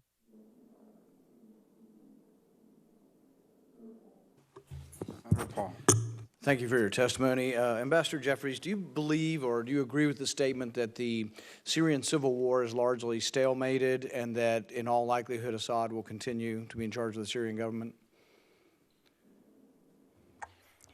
It is stalemated, but because it is stalemated at extraordinary human cost, and we heard the statistics which were right, half the population has fled him, they're getting no money, it's basically a pile of rubble. I think that it's open to question whether Assad personally is going to lead that country indefinitely. You know, I would disagree. I think Assad's there to stay, barring something extraordinary happening. I think Assad is there to stay. And I think that one of the things that's going to happen from this, that I don't know if anybody could have necessarily predicted it, but one of the reasons why we haven't been able to have a peace agreement is sort of our position through the UN agreement is fair elections, which probably doesn't mean Assad wins a fair election. So in a way, one of our goals has been regime change. If you take the UN resolution to be fair and elections, which aren't going to happen, the thing is that now we've disrupted things. As we've disrupted things, the Kurds now are talking and actually fighting alongside of Assad. I actually think that the Kurds have a much better chance. We were never staying forever, and never really was our goal to have a Kurdish area. I think there are parallels to the Kurdish area within Iraq that could happen within Syria. But I don't think we're going to be of any use to it if we still maintain that regime change has to come before we get any talks. That's why I think we are going to be largely bypassed, and in some ways it might be a good thing, actually, that we're largely bypassed and we have less of a role in Syria, because the Russians do have the ability to talk to Erdogan, and they also have the ability to talk to Assad. If Erdogan can be convinced that his border can be controlled by a real government, that's the problem. There hasn't been a real government, and there hasn't been anybody able to control the territory. As Assad, the Russians, and perhaps the Kurds ally to control that territory, then it's really a matter of now two people talking, Assad and Erdogan. And so I actually think that the chance for peace actually occurs and has a better chance now than it's ever had. But I don't think we'll be a part of it. And I don't think as long as we will not have a discussion with Assad, because I think Assad is going to remain, barring an assassination or some internal upheaval within his government, I think he does remain. And it's not because I want him to. I have about as much use for Assad as I've got for Erdogan. To me, they're both authoritarians. But I don't see our role forward if we are adamant that we're going, this UN resolution 2254, basically to Assad and others means Assad's got to go before we can even engage Assad. Is it still our government's position and you as part of our government that we don't talk to Assad and that Assad can be part of no negotiations? It's our position that we don't talk to Assad, but Assad is part of the UN negotiations that we support under 2254. And having been involved in one or two regime change adventures in my career, this is very different. This isn't our idea to overthrow Assad. In fact, President Trump has sent under the NDAA a classified position to Congress on 1 March of this year, laying out our policies, and is explicit that it isn't to overthrow Assad. The idea of free elections is a decision taken by the entire international community because of the unique threat this guy poses. Erdogan doesn't believe if Assad got on the border, he would protect the border. Erdogan thinks that he would use the Kurds against him, or at least the PKK Kurds. I'm not saying it's easy. I'm saying it's a possible opening. And I think until someone talks to Assad, there is no opening. So the war goes on forever until someone begins to talk to Assad or Assad is gone. And I think that that's the realism of this. You know, the realism of this is we have to see the world as it is, not as we, you know, naively paint in black and white and Jefferson's going to come riding in on a horse. And I know you see the world that way, but I think we haven't yet gotten there in Syria to see the world in a realistic way, knowing full well that there's things we don't like about the authoritarianism of most of the people over there, and yet we deal with them on a daily basis. But really, I think peace is prevented. I think Assad is staying, and peace is prevented until someone talks to him. I think it's now going to happen without us. I agree that there are disagreements between Assad and Erdogan, and they don't right now trust him. But I think there is the possibility, because, see, the Russians are also going to be an influence in this, and the Russians are actually becoming players.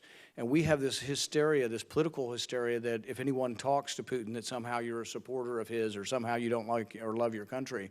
But yet the Israelis talk to the Russians. I mean, everybody else over there seems to have a more realistic understanding of the world than we do, and particularly in our politically motivated world. But my only advice is to keep an open mind with regard to Assad and with regard to negotiation, and perhaps it's something that happens without us getting in the way.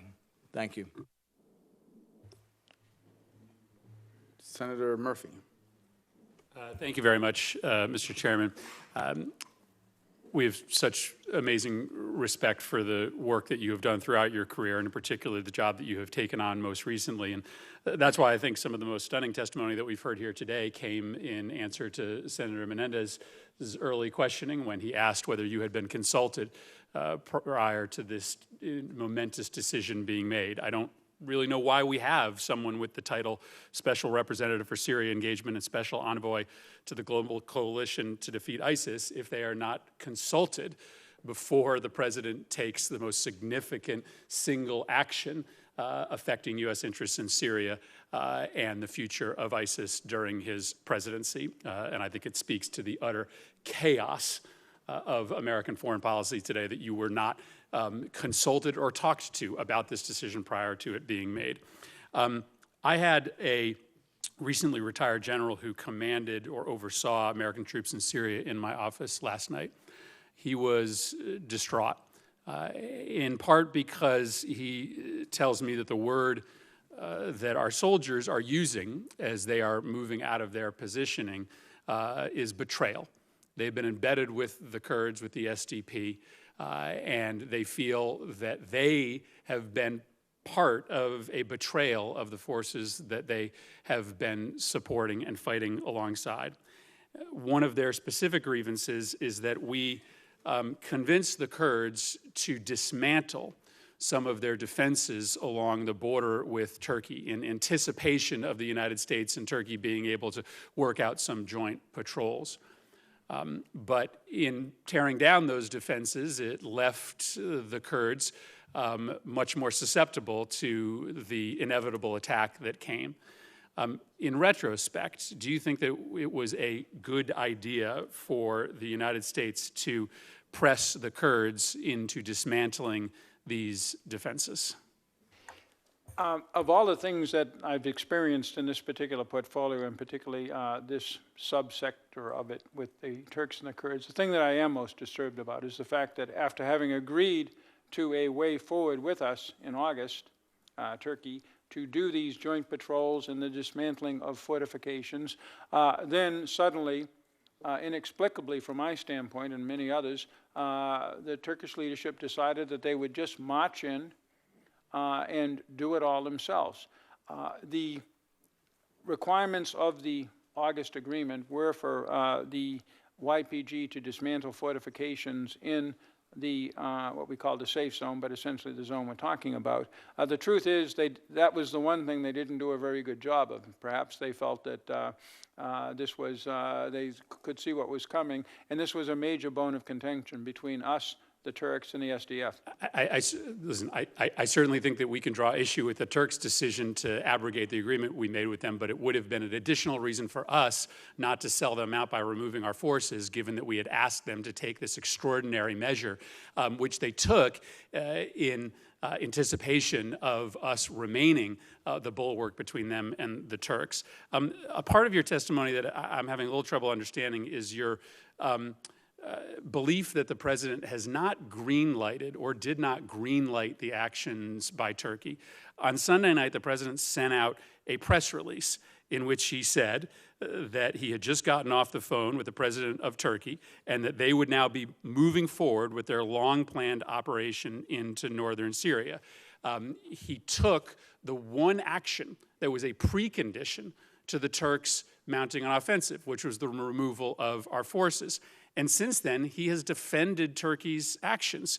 He said, quote, they've got to keep going at each other. It's artificial to have these soldiers walking up and down between the two countries. He said, like two kids in a lot, you've got to let them fight. I mean, the world read that statement on Sunday night. It's listened to the president defend the decision of Turkey to enter Syria. Listen to the president talk as if it's a good thing that the two sides are now fighting each other without the United States in the middle of it. How is the world not to read all of those actions as a clear green light to Turkey to come in? The president is defending the decision that he made. A couple of points. First, the president did say those things. He also said many other things, including, I will crush the economy, because Erdogan has released, we released the letter to President Erdogan. You can see that the president took very tough language with President Erdogan on this issue, advocated some kind of an agreement or arrangement with the SDF leader, General Mazloum. But in addition, and I think it's a very important point here, this idea of betrayal and giving a green light, it's as if our troops in northeast Syria were like our troops along the Korean DMZ to hold off a force from the north. They were not. That's not where they were. There were two outposts, each of 12 people, along that whole area of 140 kilometers, and we had told the Turks, I was involved in telling them that is simply to observe whether the Kurds are shooting across the border at you or you are shooting across the border at them. That was not a security perimeter of any sort. The forces that we eventually did move were way west of any of this fighting, and they were moved, again, DOD can explain why, but looking at it on the map, it was clear that pretty soon they would have been cut off as the Turks came down to the main east-west highway. And that's my understanding of why the decision was made. But I repeat, from having followed obsessively Turkish, including the intelligence that I can't get into here, Turkish views on this, of all of the things I saw, and they're all over the map, Senator, I never once saw any Turk in any way in a position of responsibility saying, gee, what are we going to do about those U.S. military forces? They knew they did not have an order to defend the YPG. You don't think that our forces were a deterrent to, are you? Absolutely not. And I will cite Ash Carter Sunday on, I think that was with Stephanopoulos, when he was asked that specifically, and he said, we never, this is the last administration, we never told the Kurds that we would defend them militarily against Turkey, and that means we didn't tell Turkey. This was followed up in Face the Nation by General Tony Thomas, who said essentially the same thing to Margaret Brennan. I think our soldiers on the ground were led to believe something fundamentally different, and so query as to how our soldiers who are carrying out the mission felt that they were betraying the Kurds, if ultimately part of the reason for being there wasn't to protect them against the very nation on their border that was seeking to destroy them. Thank you, Mr. Chair, and thank you to the witnesses. The hasty Trump retreat produced vivid pictures of U.S. troops being pelted by stones and rotting vegetables as they walked away from their Kurdish battlefield allies. And the consequences of the Trump retreat are at least the following. One, empowering Turkey, Iran, Russia, and the regime of Bashar al-Assad. Turkey is a very complicated ally that's now sliding toward adversary. Iran is an adversary. Assad is a pariah, and Russia is an adversary. The second consequence is likely to lead, based on all of the military testimony that I'm hearing on the armed services side, the other committee in which I sit, to a renewed threat of ISIS posing a threat to the United States and other nations, and we've already seen prisoners escape. The numbers are in some dispute, but in the chaos that is to follow, the worry is that it would be more. We've abandoned a United States ally who fought valiantly with us, and it's more than abandoning them. When the president goes out of his way to say the Kurds are no angels, why trash him on the way out the door? Why trash him? I mean, if you have to do this because Turkey's coming across the border, then you could just say that. We don't want to face off against the Turks. But why trash the Kurds and sort of name call them and make them sound like they are not the partner that the United States has been the most successful working with in the battle against ISIS? It's paved the way for ethnic cleansing against the Kurds. Already the reports are that 176,000 Kurds, half of whom are children, more than 80,000 of whom are children, have been displaced just in 2 weeks in the Turkish incursion across the border. And then finally, a consequence is sending a very bizarre message about what U.S. priorities are. We're pulling troops from the region, but we're going to put troops around oil fields. We want to protect oil fields from ISIS, but we're not interested in protecting Kurds from Turkey. We're pulling out of the region, but we'll put a couple thousand more troops in Saudi Arabia to protect their oil assets. Why? Well, the president says, well, because they'll pay for us to do it. Okay, so is the U.S. troops mercenaries now? Is that what kids like my son who is in the Marines are? They're just mercenaries that will just go to whoever pays for them to be there? The question that is raised by all of these consequences from the Trump retreat is, what would anybody think about partnering with us if there's a tough battle ahead against a non-state terrorist force or someone else, and we go and ask? If ISIS resurges and we go back and ask the Kurds to help us again, I think I know what the answer is going to be.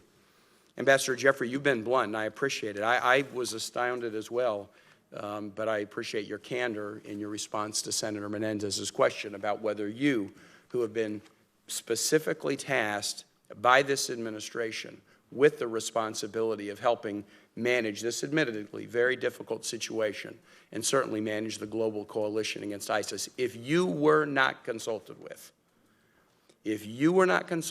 about this withdrawal, that just speaks volumes about its chaotic and ad hoc nature.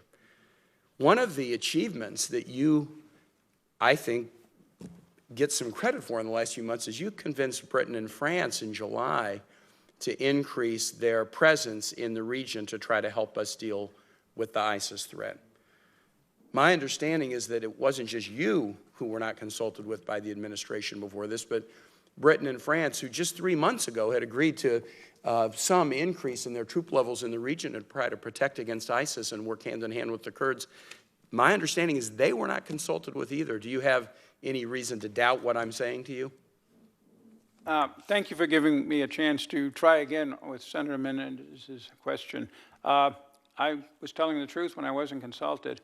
As Chargé in Iraq in 2005, then President Bush took decisions concerning Iraq where I wasn't consulted. Then again, in the same city, Baghdad, when I was ambassador under President Obama, including the withdrawal of U.S. forces, he took decisions without consulting me. I will say that in my current job, I feel that my views through Secretary Pompeo have been brought repeatedly and frequently, and I think in many cases effectively, to I mean, I'm just kind of, professionally, are you indifferent to not being consulted about the matter that is in your lifelong expertise to which you've devoted your entire public service career? You've come out of retirement to do a very difficult job, and a decision is made, and you've sacrificed to come out of retirement, and you're not even asked what you think, and that doesn't cause you any concern whatsoever? Had it been the first time, it might have, but as I said, it has happened repeatedly in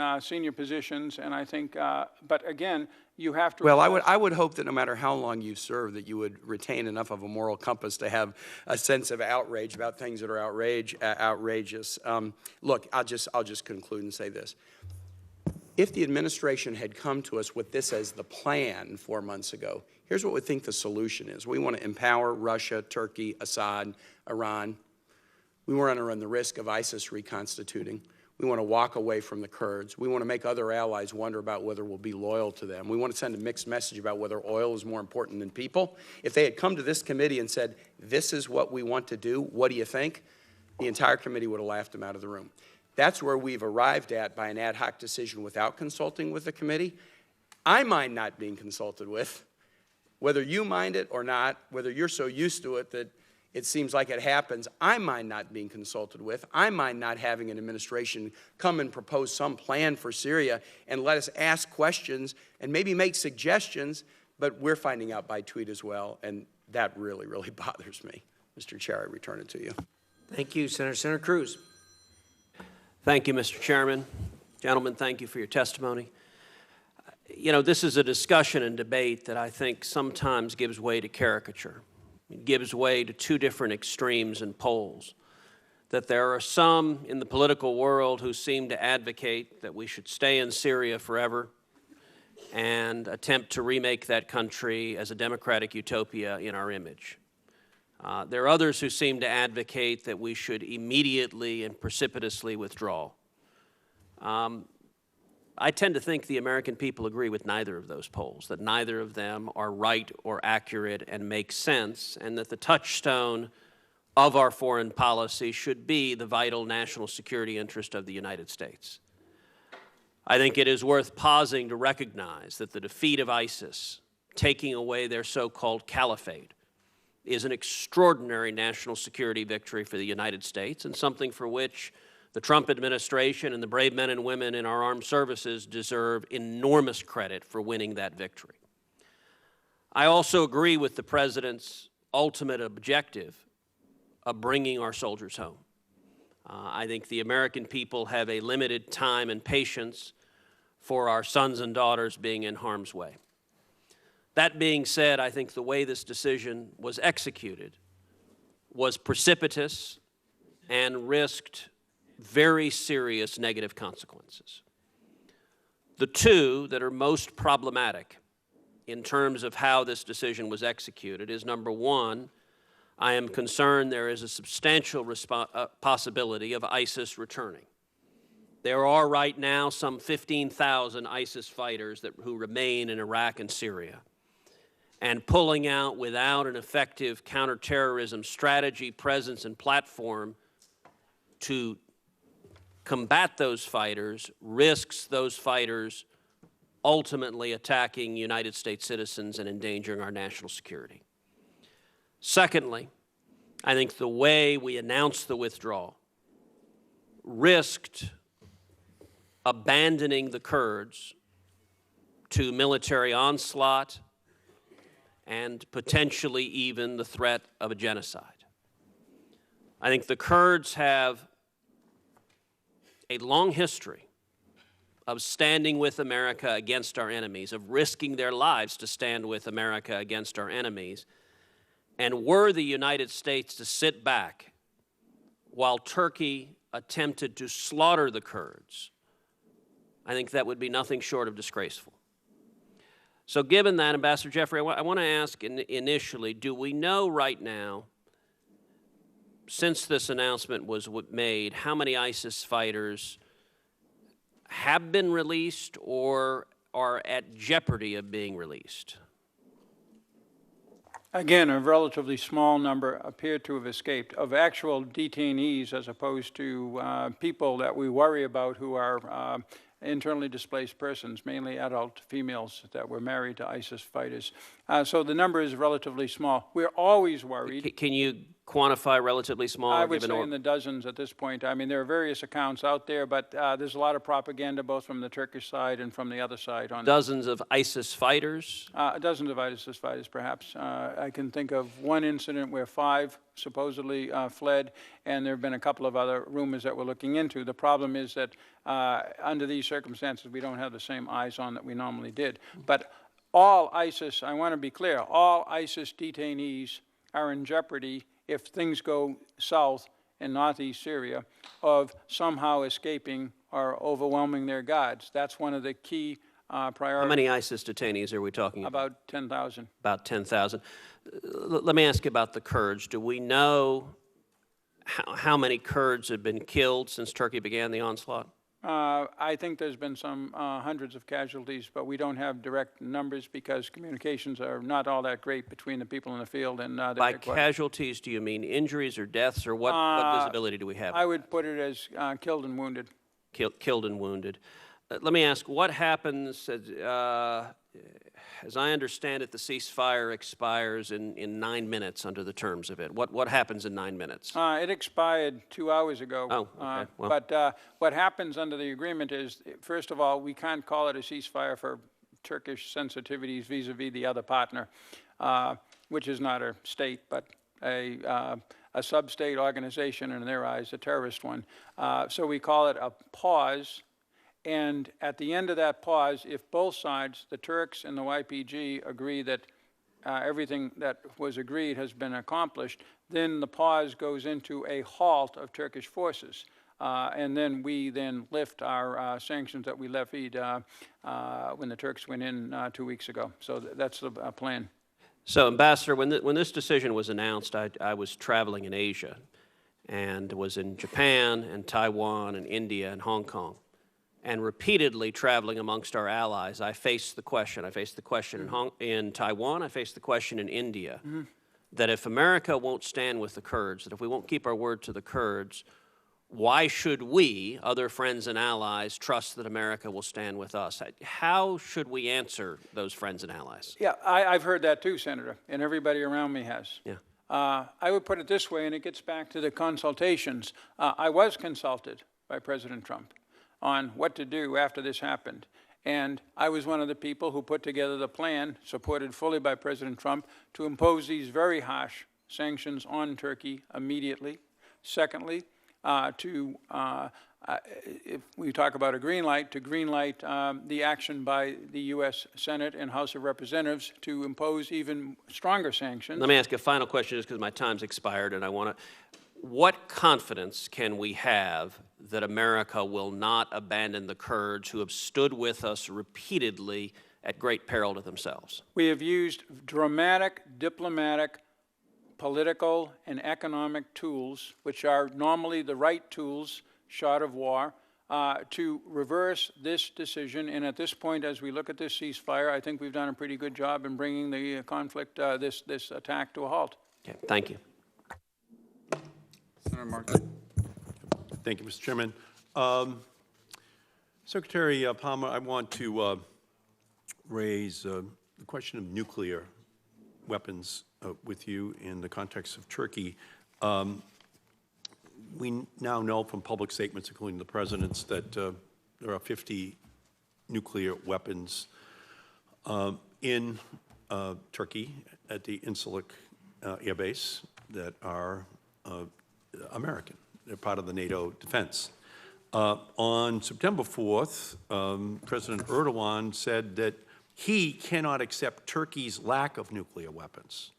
So my question to you, given this profound ambition which he stated, did Vice President Pence raise that issue with Erdogan in his conversations with him just last Thursday? I have no information to that effect, Senator, in terms of the specifics of the Vice President's conversations with President Erdogan. We have, of course, seen President Erdogan's statements with respect to nuclear weapons. I would underscore that Turkey is a party to the Nuclear Non-Proliferation Treaty. It has a comprehensive safeguards agreement in force with the IAEA. It has accepted an obligation never to acquire nuclear weapons and to apply the IAEA safeguards to all peaceful nuclear activities. That's an important commitment. Given his conduct over the last 2 weeks, I think that we should consider that all of those documents are no longer relevant in terms of how he will be operating. Have any top-level U.S. officials had conversations with Turkish government officials since he made that statement about his ambition now to procure nuclear weapons? I know of no such conversations at the highest level, Senator, but I would underscore that neither have we seen activity that would be consistent with those aspirations. This is a political position. So you're an expert in this region. Do you think that the United States negotiating with Saudi Arabia on a nuclear program for Saudi Arabia could have any impact upon Turkish ambitions to also be able to obtain the nuclear materials which are needed for a nuclear weapon, given the fact that the Saudi prince said that they may develop nuclear weapons? Do you think that that is a factor in what is going on at this particular time in Turkey? I don't want to try and read into the motivation of the president of Turkey, but certainly Turkish authorities pay considerable and very close attention to developments in their region, yes. I would think so, and I think that would give us an additional reason why we have to be very careful about any enrichment capacity which we would allow the Saudis to be able to possess on their own territory, because that would, without question, trigger in Erdogan a demand that he be given equal privilege to do so. And from my perspective, I think that he's already emboldened dramatically Erdogan in this direction. He capitulated to Turkey only weeks after Erdogan had made his nuclear goal public, and we just walked away from the defense of the border in Syria. He failed to apply mandatory sanctions for Turkey's purchase of a Russian air defense system. He openly undercut our other non-proliferation sanctions, stating publicly that as president, he wants his own Treasury Secretary to let North Korea sanction evaders off the hook. So all of this is pointing in a very bad and dangerous direction. Turkey and Saudi Arabia are in a deadly escalation from my perspective, and I think the president is setting the stage for a very bad, even bigger problem coming down the line in a very short period of time. And if I may just turn to the 50 nuclear weapons that we now have stored inside of Turkey, I think it's pretty clear that if we were making a NATO deployment decision today, that we probably would not be putting 50 of our weapons in Turkey. Have there been conversations with the State Department, Department of Energy, about a removal of those weapons from Turkey? Respectfully, Senator, I'm not in a position to talk about nuclear force posture at this time. You're not able to do so? Not able to do so. It's probably a question that would be most appropriately directed to the Department of Defense. Okay, I appreciate that. And Ambassador Jeffrey, I thank you for your service. And I think in each instance where you are not consulted but asked after the fact, how do you handle the situations that has been created throughout your career without having consulted you, that you come in and do a very good job after the fact. I just wish that with each administration that they had listened to your advice at the beginning, because you should always try to start out where you're going to be forced to wind up anyway, and that's why we have career diplomats, just to explain to administrations the message that they are creating. Thank you. Thank you, Mr. Chairman. Senator Graham. I'd like to echo what Senator Markey said about my admiration for you, Ambassador Jeffries. We have to play the ball as it lies in golf and foreign policy. So, Ambassador Jeffries, do you believe that the threat of congressional sanctions have helped the negotiations with Turkey? I saw the effect when, on the Turkish negotiating team, the sanctions legislation that you had co-authored landed on the table. Well, I just want to echo to Turkey, in case you're watching this, I would like a good relationship with your country, but we can't have it this way. So can we turn this around, Ambassador Jeffrey? We believe we're on a path to turning it around. I hope so, and I think so. Turning it around would include a resolution between Turkey and the Kurds that's sustainable. Do you agree with that? Over the longer term, that would be a necessary, and again, it's not with the Kurds, it's with this element of the right. Kurdish population. YPG. Right. So the way I envision this is that Turkey's legitimate security concerns about YPG armed elements have to be addressed. We have to have a demilitarized zone. Do you agree with that? We think that the way we addressed it in August was actually a very good way. Well, I and just it's want to sort of a reiterate demilitarized zone. what happened here. In August, we had a plan. We get it, the YPG, heavily armed forces along the Turkish border is a non-starter for Turkey. I get that. I've gotten that for years.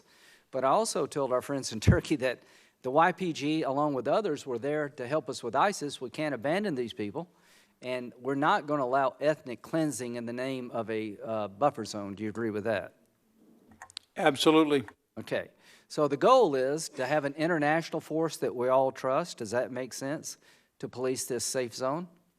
In theory, yes. The problem is finding an international force that we can all trust. Okay, well, to the international community, get off your ass and help us. We've been doing a lot. You've been doing a lot with us, but help us. You know, I don't like what President Trump did, but it's been frustrating for months to try to get hundreds of troops, not thousands, to take a little pressure off us and end this fight between Turkey and the YPG. So, number two, do you agree to put this back together? We have to continue the operations against ISIS with the Kurds. With the SDF, absolutely. If we do not continue to partner on the ground in Syria with the SDF forces, ISIS is for sure coming back. I would say it will be easier if we're on the ground. One way or the other, we have to partner with them. Okay, highly unlikely that without ground components, put it this way, ground components working with SDF has worked in the past. Do you agree with that? Absolutely. It'd be a high risk to abandon that strategy? If that is your only goal, it is better to have some American or other allied It's my goal not ground to let troops on ISIS the come ground. back. We need to control the air. Do you agree with that? I do. Do you agree that we should not allow the southern oil fields in Syria to be taken over by the Iranians? I agree that it's very important to have a presence, be that American or allied, in that area to ensure stability and security as a prerequisite for our other goals in Syria. Do you agree it's important strategically for the United States to maintain the Al-Tana space so that Iran cannot flow weapons into Lebanon through Syria? For me, push the button. it's on, I think. Okay. For many reasons. That's important for Israel, right? It's important for all of our All partners of and us. allies, Okay, including so Israel. Let's go over it from the top. What we need to turn this around is to have a buffer zone between Turkey and the Kurds, policed by people we all trust, right? That would be one solution that I would support. Okay. We want to continue a successful partnership to make sure that ISIS does not come back. We've had a successful partnership with the SDF regarding ISIS thus far. Do you agree with that? Absolutely. Okay. So how do you turn this around? You make adjustments. So I'm asking the administration to adjust. I understand what you're trying to accomplish to reduce our footprint, but I do believe you're on the right path. We're going to continue to support your efforts. And what Senator Cruz said is important. If we leave the Kurds behind in their mind, in the eyes of the world, good luck having anybody help us in the future to fight ISIS. This is the most important decision the president will make anytime soon. I stand ready to help him. I think we're on the right track, but I will not legitimize a solution that is not real. We're playing with people's lives, so we have to have a real solution. Thank you both for what you've done. Senator Merkley. Mr. Ambassador, what forces did we rely on for liberating Raqqa? That was SDF forces with, again, advise, assist, and accompany by U.S. Special Forces and some other troops. The Kurds did the heavy fighting there in a very difficult assault. They lost a lot of people.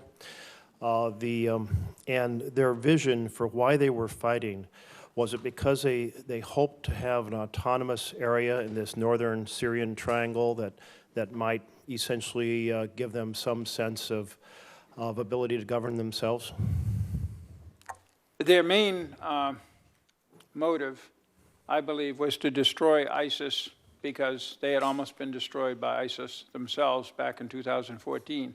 I've talked to many of their political cadre who have ideas of an autonomous area in northeast Syria, but that's part of the political process that we're working on another channel, if you will. There was, to be fair, a widely circulated vision of Rojava, or however it's pronounced, difficult, I think, for English speakers, which would be that self-governed autonomous area with a whole philosophy of democratic control. I mean, they were fighting for a vision of the future. Now, you just had a discussion with Senator Graham about reversing this decision. Right now, that whole triangle that is northeast the Euphrates River, that would on a map very recently have been yellow for Kurdish control, is now essentially occupied by Syrian governmental forces, Russians, and Turks. And Iraqis are fleeing into, not Iraqis, excuse me, but the Kurds who were in that triangle are fleeing to the east. The vision of Rojava, of an autonomous zone of self-government, it's crushed. Is that not a fair thing to say? I think it's too early to judge what the political outcome of what's happening in the Northeast, or frankly, any place else, what's happening in the Northwest and Idlib of Well, it's Syria look like. sure possible to observe many pictures that have been coming over of the advancing Russians, Syrian government forces, and Turkish forces.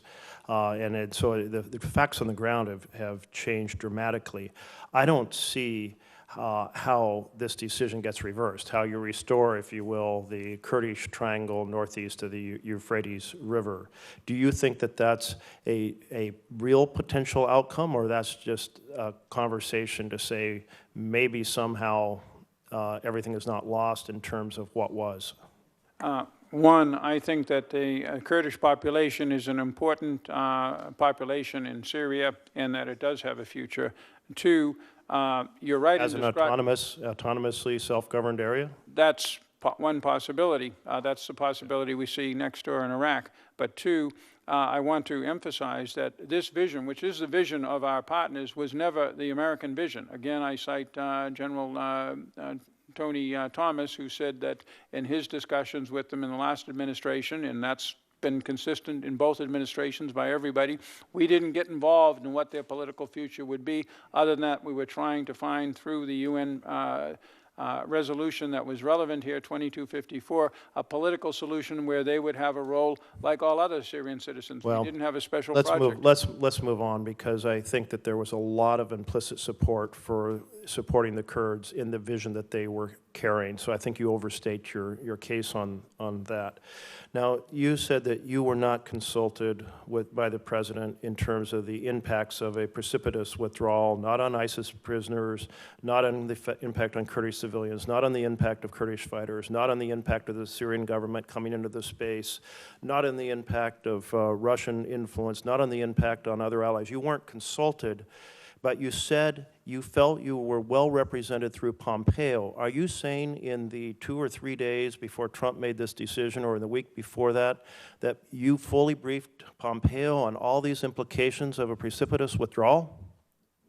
Sir, we briefed the Secretary and through the Secretary on the implications of that after the December 2018 decision. In fact, that led to a partial reversal of that withdrawal decision with the President's commitment to a residual force in northeast Syria that he took in February. So yes, there was an iteration. So that of was views. December, but we're not in December. We're talking about that week before the President made this decision, whether the President didn't turn to you, did he turn to Pompeo, and Pompeo turned to you and said, you're the expert, how do things stand now? Were you indirectly briefing the President in that week preceding this decision on October 6th to greenlight the Turkish invasion?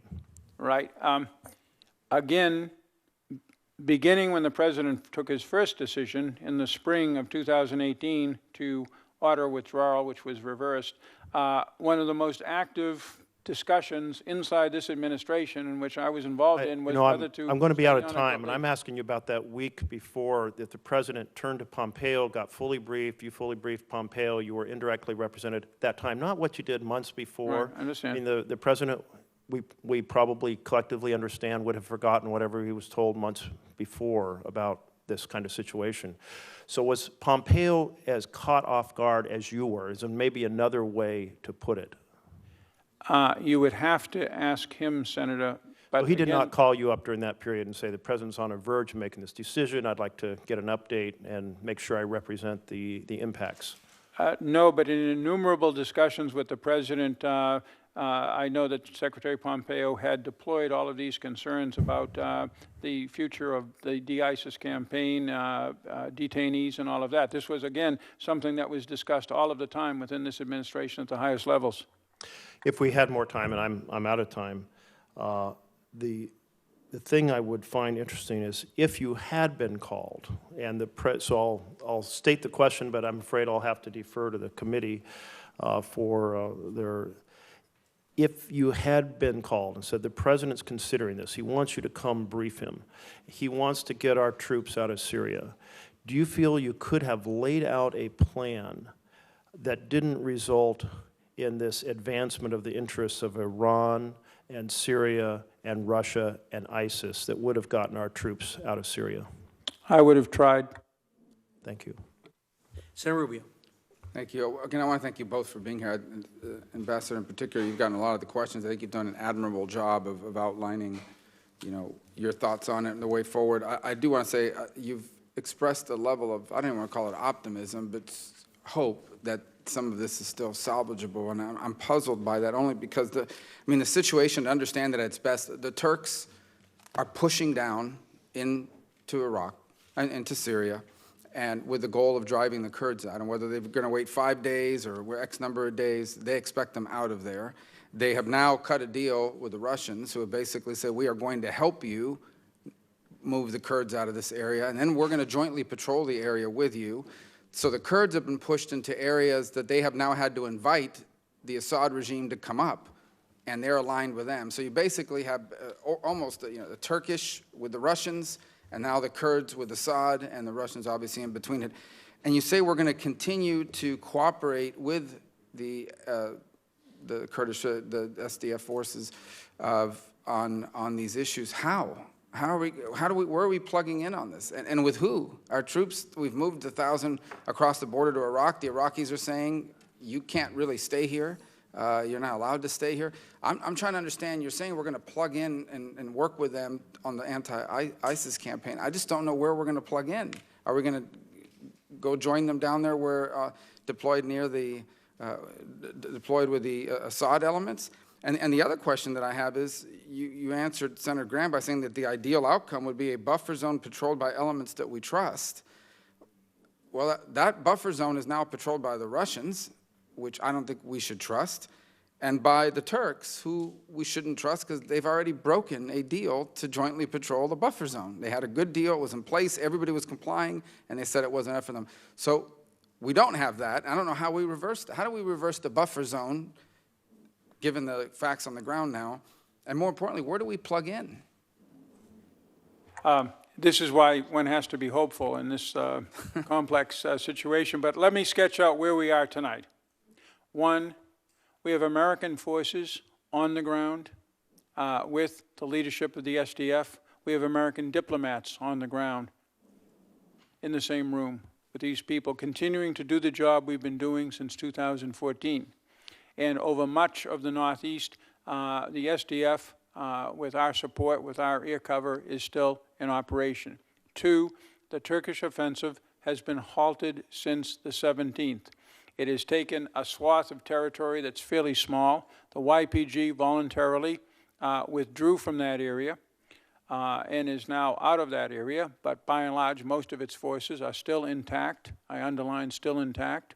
There is an agreement that I have been reading all afternoon between the Turks and the Russians, and having done 2 agreements, one of which didn't work with the Turks in the last 2 months, I have a fairly good layman's acquaintance with these kind of things, and it's full of holes. All I know is it will stop the Turks from moving forward. Whether the Russians will ever live up to their commitment, which is very vague, to enable to be feasible methods to get the YPG out of their areas, I don't know. We did get the YPG out. They volunteered to as a condition of stopping the offensive. So right now, the situation is frozen. The YPG as a military force down on the Euphrates against ISIS or even up in the north is still largely intact. We're there. We're reviewing our options on what we're going to do in terms of the withdrawal right now. And I'm confused by that answer. My understanding from what's been reported in the press is that we've withdrawn or are in the process of withdrawing all of our military presence in that part of Syria. So you're saying here today that as of this moment tonight, there are areas in Syria controlled by the YPG in which U.S. diplomats and military forces are embedded alongside them, and these are areas that the Turks do not consider part of their agreement, and that are not co-located with the Assad regime. You've described at least half of northeast Syria tonight, if not more. And that's a situation that is sustainable given the president's order that we remove the remaining military elements? Sustainable is something that I don't think I would commit to at this point. It's our job to figure out how to make it sustainable with military, economic, and diplomatic means. But that's a different, the notion that there would be any elements left behind of any military force in combination with the U.S. diplomatic presence runs contrary to what we've been led to believe is what's ongoing here from the administration, that everybody's getting out, right? The order to the U.S. military was to withdraw all ground forces from northeast Syria, not from Al-Tanf, and I'm not sure. Well, Al-Tanf is it's down. Right, right. And I'm not sure what the decision is on air over that area. But again, we're reviewing how we are going to continue to maintain a relationship with the SDF, how we're going to continue to maintain the fight against ISIS along the Euphrates, and how we're going to contribute in some way to the stability of that region that's just been torn asunder by the Turks going in with the tools available to us. And we haven't completed that review yet, but it's ongoing. Senator Barrasso. Thank you very much, Mr. Chairman. Thank you so very much for being here. I had a lot of questions, and you've answered many. I have a couple things, and I just want to dive a little bit deeper. A question to both of you. Look, the future of our relationship with Turkey, a longtime NATO ally, I believe is a serious national security challenge right now. You read lots about it. It's been called a troubled marriage, lots of different problems with Turkey's relationship with not just the U.S., but also all of NATO. Bilateral relations between the U.S. and Turkey have reached a low point, in my opinion. Turkey's purchase of the Russian S-400 surface-to-air missile system really, I think, puts the advanced capabilities of NATO alliance at risk. Turkey's invasion in Syria and assault on our partners in the region have greatly impacted our national security interests. So I'm trying to think, what are the best tools or the best leverage for us, the United States, to use to demonstrate our concern over Turkey's actions and ensure that there is a change in their behavior? Thank you for that question, Senator, and I agree with just about everything that you've said about how difficult and complex and challenged the U.S.-Turkey relationship is. This is an important relationship for the United States, but it is far from an easy relationship.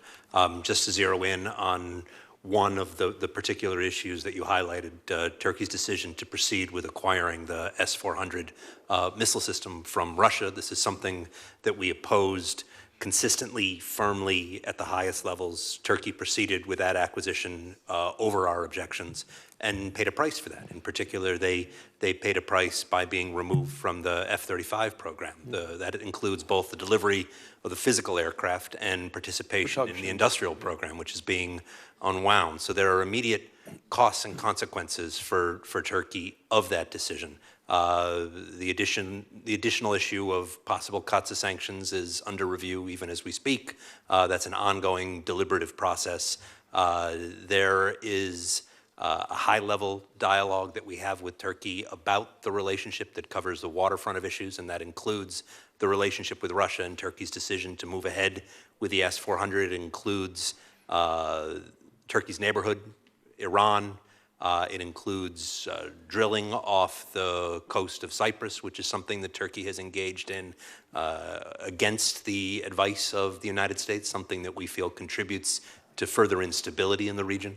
It includes a range of issues where the United States and Turkey don't see eye to eye.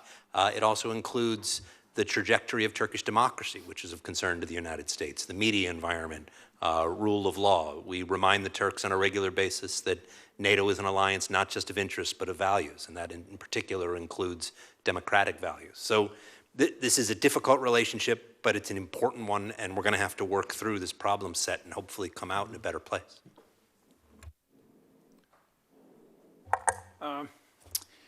I've lived in Turkey for 9 years and have worked with it for 40 years. I'm personally furious at this military move, particularly after we had done an agreement with them that was a good agreement that we were living up to, by and large, in August. But I will say this. Turkey is not Iran. It is not, by its nature, in the terms of its population and its public philosophy, an expansionist country. It is also, in many respects, a country with shared values. It currently has a government that is, Mr. Palmer can go into in far more detail than I because I don't follow it that closely, is violating many of those values, but it is still a democratic system in a way that, for example, Iran is not, as we saw in the Istanbul election, re-election recently.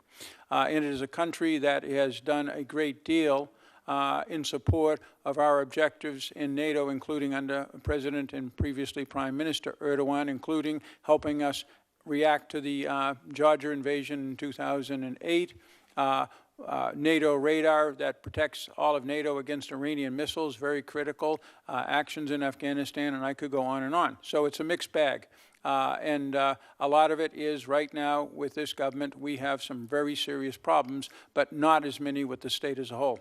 Let me ask you one other question. The Syrian Democrat forces have been securing about 10,000 ISIS detainees across about 30 different detention facilities in Syria, with the Turkey's invasion of northern Syria greatly destabilizing the area where these detention facilities are located. There have been press reports that the Turkey-backed forces, the proxy forces, are deliberately releasing ISIS detainees from prisons in northeastern Syria.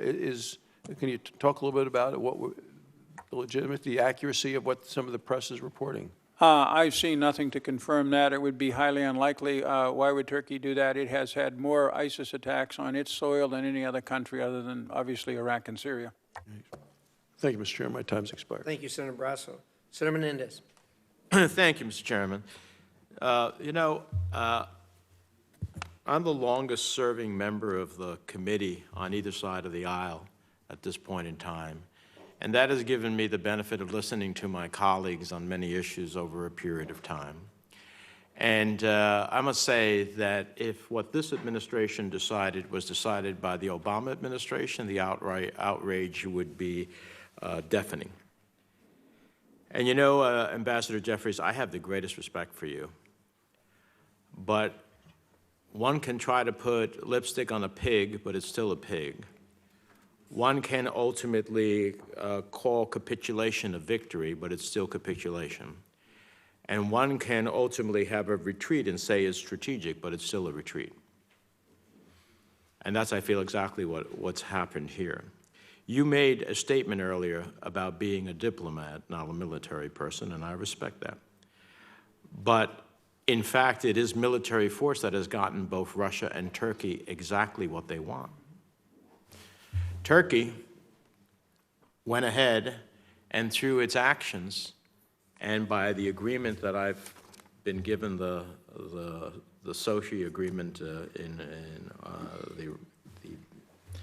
the communique that was issued, basically got everything they want.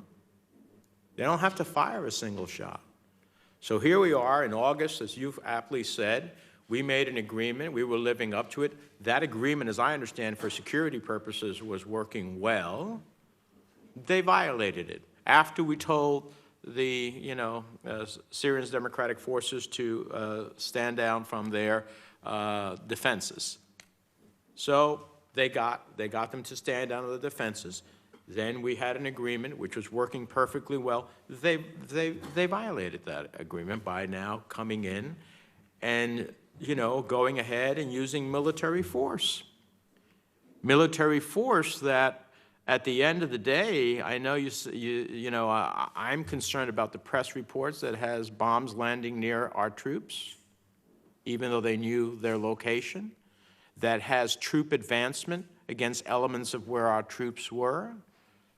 So at the end of the day, Turkey gets a 20-mile wide swath through a good part of what was ancestral homes of Kurds in Syria, and they get the sanctions lifted from them. Not that I think the sanctions that were placed were the greatest ones, because at the end of the day, the stock market in Turkey went up after the sanctions were announced. So they got everything. So I don't understand how, at the end of the day, this is in any interest about the United States. I've never said that we were there to defend the Kurds, but we were there to defeat ISIS. And we are far in a worse position. Wouldn't it be fair to say in your testimony, which I actually think your written testimony is more revealing than even the questions we've had back and forth, you talk about the U.S. strategic objective and national security interests in Syria remain being the enduring defeat of ISIS, al-Qaeda, and their affiliates, the reduction and expulsion of Iranian malign and influence, and the resolution of the Syrian civil war on terms favorable to the United States and our allies, and in line with UN Security Council Resolution 2254. Isn't it fair to say that those strategic objectives and national security interests have been made far more difficult as the result of the decisions and where we're at today? Once again, that's the reason why we opposed Turkey coming in. We said, if you come in, you are going to, as I said, scramble the entire security system in the Northeast. That's going to have a big impact on fighting ISIS. But they did what they wanted. We retreated.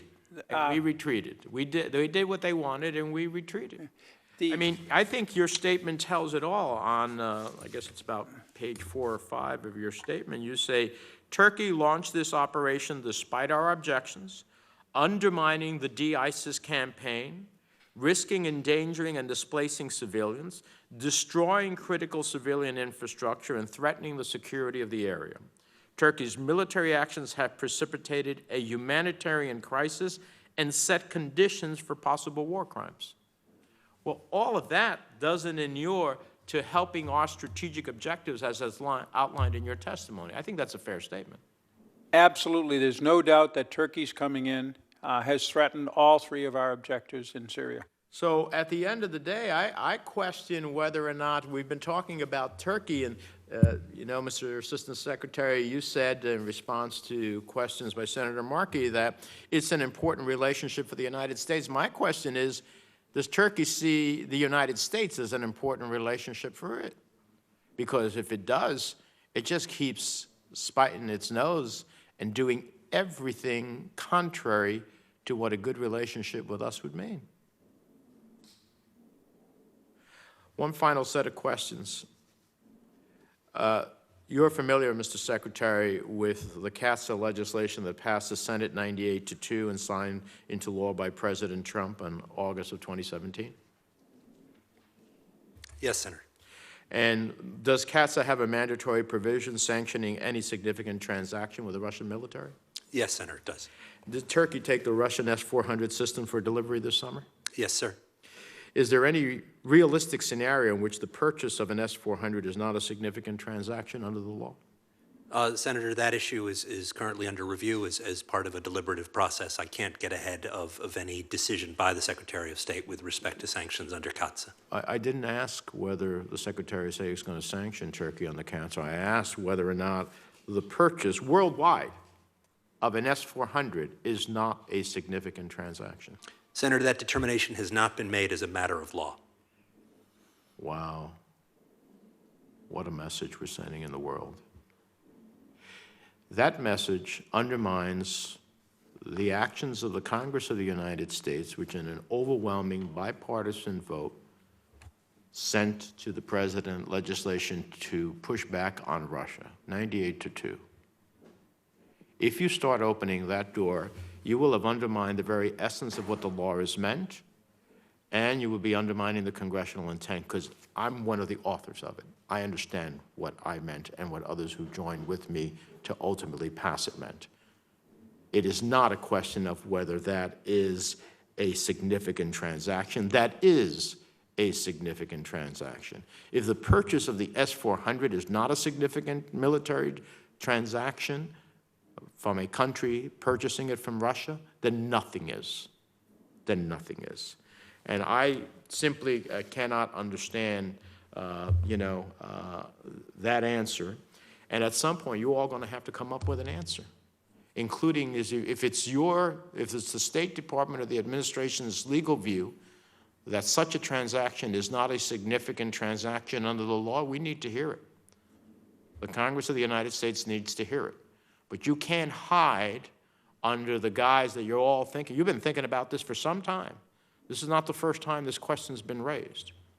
You need to give us an answer, and we need to force an answer if you fail to give it to us, because at the end of the day, we need to send a global message about what is a significant transaction. And if the purchase of the S-400 is not a significant transaction, then I don't know what Senator Inhofe, chairman of the Armed Services Committee, Senator Reid, the ranking member, Senator Risch, and myself, who all signed on to a public op-ed to try to get Turkey to go in a different direction. We made it very clear that all of our views on a bipartisan basis, that that's a significant transaction and sanctionable under CAATSA. So if it's the administration's view that it's different, we need to know. Thank you, Mr. Chairman. Thanks, Senator. The Secretary has made clear that he's committed to implementing CAATSA. The CAATSA deliberations are multifaceted, they're complex, conducted on a case-by-case basis. The administration, of course, always considers the importance of maintaining CAATSA's credibility as a deterrent to Russian arms sales around the world during the sanctions deliberations. Those deliberations are, as I have noted, ongoing. And that is incredible. If you want to maintain the credibility of CAATSA, then you've got to find that the S-400 is a significant transaction. If you don't, then you have neutered the law, and the Congress should act appropriately, therefore. Thank you, Mr. Chairman, for your question. Thank you, Senator Menendez. Thank you to both of our witnesses for testifying today. We sincerely appreciate your patience with us. It's been long suffering, but we do appreciate it. For the benefit of the members, record will remain open until Thursday evening for written questions for the record. And if the witnesses would, as quickly as possible, respond to those questions, they will be made part of the record. With that, committee's adjourned.